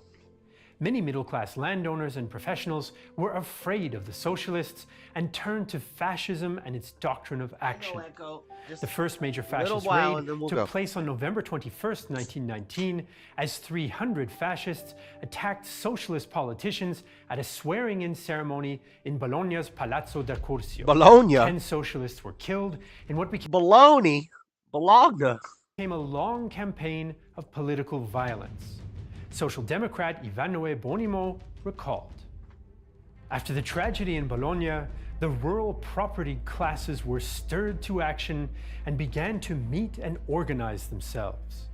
In the towns of the Po Valley, young officers who'd served at the front summoned their landowning friends and relatives and told them they needed to defend themselves against those who'd been opposed to the war and now repudiated the victory, against those who were inciting violence and disorder, against those that wanted to establish the dictatorship of the proletariat and repeat the Russian experiment. In the following months, landowners and industrialists began to lend more support to the fascists, whose black shirts attacked socialists. Peasants in isolated villages were beaten or forced to drink large quantities of castor oil, which is now a it's powerful laxative. getting rough. Between 56 and 68% of fascist squad members were veterans, but they were joined also by younger middle-class Italians, including many university graduates. Unemployment was high, and young people often blamed the government. Also joining with the fascists were men who were too young to have fought in the war and now had a chance to team up with the Arditi and join the trenchocracy. Police often turned a blind eye or joined in themselves. And the violence appeared to work. 1 million agricultural workers I want a theo-trenchocracy. had struck in 1919, but only 80,000 did so in 1920. No more Meanwhile, strikes. We ain't having no membership in more fascist strikes in my organizations nation. reached 250,000 in 1921, and attacks increased. In the first 5 months of 1921, fascist black shirts attacked 300 socialist organizations and killed 200 people. So the socialist success at the polls was met by a violent response from fascists, who positioned themselves as defenders of law and order. Ever felt trapped Another by ad. endless ads while watching your... Yeah, you are an ad. Why would you ever do that? Giolitti now made the fateful decision and reached out to Mussolini. The liberal Giolitti was in his 5th term as prime minister in 1921, and he was struggling to counter the socialists and the Catholic Center Party. So he decided to create an alliance of his own with the upstart fascists, whom he thought he could control. The fascists are but fireworks. They'll make a great deal of noise, but only leave smoke behind. In the elections of May 1921, the fascists achieved their first electoral success as part of Giolitti's bloc, and Mussolini was elected to parliament. Giolitti was not impressed. This is not as good as the other documentaries I watched, but it's got some information that they didn't really talk about, so it's kind of interesting. I'm like learning stuff right now. Since his new partner rarely attended sessions and didn't openly support the liberals. Mussolini did, however, temper his rhetoric in front of parliament. What's up, Mayhem? For us, violence is not a system, nor an aestheticism, far less a sport. It is a brutal necessity to which we have been driven. And I add, we are prepared to disarm if you too will disarm. Your spirits especially. For if disarm we continue your spirit. like this, the nation runs a serious risk of plunging into the abyss. Mussolini also... Mussolini seemed like a pretty based guy up until he started hanging out with dang Hitler. wanted to make peace with the socialists, since the violence had served its purpose. He hoped to gain control of the fascist movement by reducing the violence and building his own legitimacy. But that was easier said than done, since he faced challenges from within his own movement, and fascist squad commanders often acted independently. When Mussolini signed a pact of pacification with the Socialist Party in August, the squad leaders revolted. Some even suggested D'Annunzio should now take over, even though he'd been weakened by his failure at Fiume in 1920. In protest, Mussolini resigned as the Duce. Mayhem, you got here late. The show's about to end, but then I'm gonna take my dog for a walk, and I'll start another stream in like 30 minutes after I end the stream, and that's where I'll have the panel and all that stuff. But this is almost over. We got 2 minutes left in this documentary, and then we'll wrap up. Or leader of the Fasci di Combattimento. This was a tactical move, and he went on to create the National Fascist Party on November 9th, 1921. At the party's founding, he rejected his former socialist ideals and spoke of the glory of Italy. The Italian people have a great history. It is enough to come down to Rome to feel that 20 or 30 centuries ago, it was the center of the world, and the Italians of the last centuries were great in arts, literature, and business. From its people, the genius of Dante and Napoleon Dante Alighieri. That's who by wrote the the end Divine of Comedy. 1921, Mussolini had positioned himself as the central figure of a new organized fascist party based on right-wing nationalism and couched in socialist rhetoric. But the fascist movement was still far smaller than its socialist rival. In fact, the FIC... That's one of the arguments about, the arguments for was Hitler on the left or the right? The people who say he was on the right, well, the people who say that Hitler was on the left say if you look at his writings, he talks a lot about socialism and how the National Socialist Party. But the people who say that he was on the right will say, well, he was just doing that to gain approval of the socialists. But if you look at his actions, they were more nationalist than socialist. So, I don't know. It's a good debate to be had. Was Hitler on the right or the left? Because there's good arguments for both sides. He was still the small... Considering his party was the National Socialist Party, which is an oxymoron. It's contradictory because the opposite of socialism is nationalism. So it's kind of weird. So it is an interesting debate. Smallest party in parliament. For Mussolini, the road to power in Rome would not come through the ballot box. I don't think I can read that on YouTube, Lord Spike. But yeah. Now that we've tackled the rise of Italian fascism in this video, I want to take a moment to talk to you about YouTube, where you're watching this video right now. I know about is YouTube. More important than ever, and we like that our videos are here as free educational content. I saw somebody commented, is it over? I saw a comment in a stream, and I don't think they were talking to me. It's not like they were attacking me or talking to me or anything. But I always say, if it doesn't apply, let it fly. But this did apply. This did apply. We should have watched this one. The diabolical things Benito Mussolini did during his reign. I didn't watch this one yet either. I watched the long one. So if you type Mussolini documentary, we don't have time to watch it. Maybe I'll play it in the next stream until somebody jumps in. I watched this one. I watched this one on Timeline was pretty good, but this is the one where like it's made by like libs, and I think it was very biased. There was one other one I watched. I think I watched this one. I can't remember. I watched a bunch of them, but what I was saying is this did apply because somebody said that they said something like, oh, you probably watch YouTube you probably get your information from YouTube documentaries. They weren't talking to me, but they were saying it like an insult to somebody. Like, it's like the same thing when somebody says, you probably read Wikipedia for your information.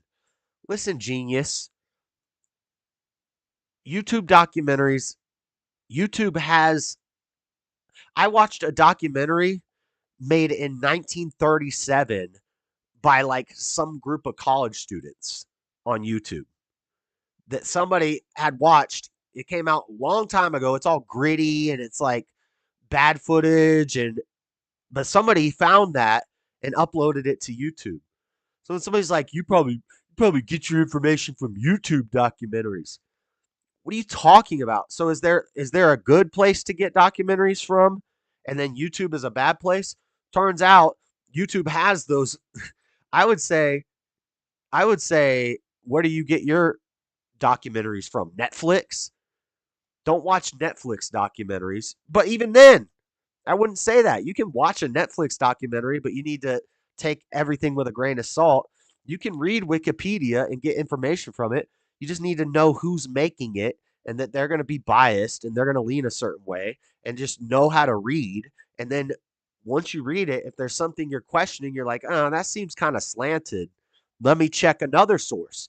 Then you can go, if it's a good source, it's going to have its sources. And then you can go to those sources. And then you can go to other sources. Then you go down a rabbit hole. And it's like, people are like, you get your information from the internet. Oh, what do you mean? The collective data of the entire history of information? Yeah, that's where I get my information from. You watch YouTube documentaries. Oh, what do you mean? The collective place where over 1 million videos are uploaded a day that has documentaries and videos from all throughout history uploaded onto it. I can find National Geographic documentaries on YouTube. I can find, I can't find Netflix because they're copyright, but I could go, all sorts of documentaries on YouTube. What are you talking about? Just because it's on YouTube doesn't discredit it. That's a stupid argument. Like, you don't know what you're talking about because you read Wikipedia. That's just a starting point. That's called encyclopedic research. In the old days, you would just take an encyclopedia off the shelf and you'd read and you'd get a little bit of information about something. Just because you get your documentary on YouTube doesn't mean that it's like less valuable. I listened to a book on tape about Mussolini. I read the Wikipedia. I read about fascism. I read from BBC. I have an article I read here. I didn't read it on the stream, but it's from the National World War II Museum of New Orleans. And I watched 3 documentaries on YouTube. Guess what? YouTube didn't make any of those documentaries. Those are just documentaries that somebody else made and uploaded to YouTube. Or some of them are YouTube channels, but that doesn't discredit the source. Attacking the source is stupid. You're either right or you're wrong. Prove why. And this wasn't even an attack on me. It's just a dumb comment that I read. But it's like, that's not an argument. If I say, I watched a documentary on YouTube and I learned this, and you say, oh, you get your information from YouTube. you're an idiot. That's not an argument. Tell me why what I said is wrong. Don't tell me what you're just going to discredit the source. What are you, a liberal? That's what they do. They just ignore the facts. You could have something. James Klug did a video where he had immigration stats from the Central Bureau of Immigration government website printed out on a piece of paper. And this dumb Democrat's like, well, I don't trust that. I don't trust that. You're just some bozo walking around out here on the beach. I don't trust your source. And he's like, well, it's from the government website. You want me to pull it up on my phone and show you that it's from the government? It's from the Immigration Bureau? The guy's like, no, I don't want to see that. Oh, so you don't really care about the source. You're just an idiot. You're just an idiot. Source the source, just like the government layering. The truth is buried deep. Yeah. Now, granted, some people may watch, some people who aren't, they're not really doing research. Some people might watch a documentary on like Netflix and just believe everything they see in it and not question it. And then they start saying stuff that isn't true. But your response to that shouldn't be, well, you just got that from a documentary on Netflix, so you're dumb. No, you say, listen, what you just said is wrong. And they'll say, well, I saw it in a documentary on Netflix. And you say, right, but it's wrong. Let me show you here, here, here, here, and here where it says otherwise. And if you just used common sense, you could figure out that that doesn't make sense. That's a liberal organization wanting you to think a certain way, so they put this in, it's propaganda. They put it in front of your face, and you just gobble it up. But you don't argue against Netflix. You argue against what they said that's wrong, and you show them why they're wrong. Anyway, let me get that off my chest. But that's all I got to say about that. That's all I got to say about that. Anyway, guys, that's it for the show. I got to take my dog for a walk. We're going to run to the gas station, get some ciggies, and come back here and start up another stream. As soon as this stream ends, I will put up the thumbnail for the other stream, which will start in about 30 minutes. I'll set the timer for 30 minutes. It'll start at 9:45 when I end. That's 30 minutes. I'll end in 4 minutes, within 4 minutes. Set it for 9:45. I might start before 9:45. Depends on how fast I can get there and back. It usually takes about 20 minutes. So as soon as I get back, I'll start the stream up again. So look for the new thumbnail as soon as this stream's over. And come into the other stream. As soon as I'm in, I'll open the Discord and I'll play maybe some more of that other Mussolini documentary. Or maybe we'll do some Bible thumping. I'm going to play some chess tonight, I think. If anybody wants to play some chess against me, Floor or whoever, we could do that. But I'll open the Discord as soon as I get here, and I'll just play some videos and stuff until anybody jumps in. I know it's late, but if you're a nocturnal creature, then we'll be here hanging out for a while. I need to get some more beer in me so I don't feel sick anymore. But all right, guys. That's it for the show. Monday night. Next week, we're going to wrap up Dissecting a Dictator segment with, I don't even know if he's the worst. After looking into all these guys, I don't even know if he's the worst, but according to the world, he's the worst dictator. Not Joe Biden. Maybe we'll do one more week after Hitler. Spoiler alert, next week is Hitler. And YouTube's going to be on my nuts.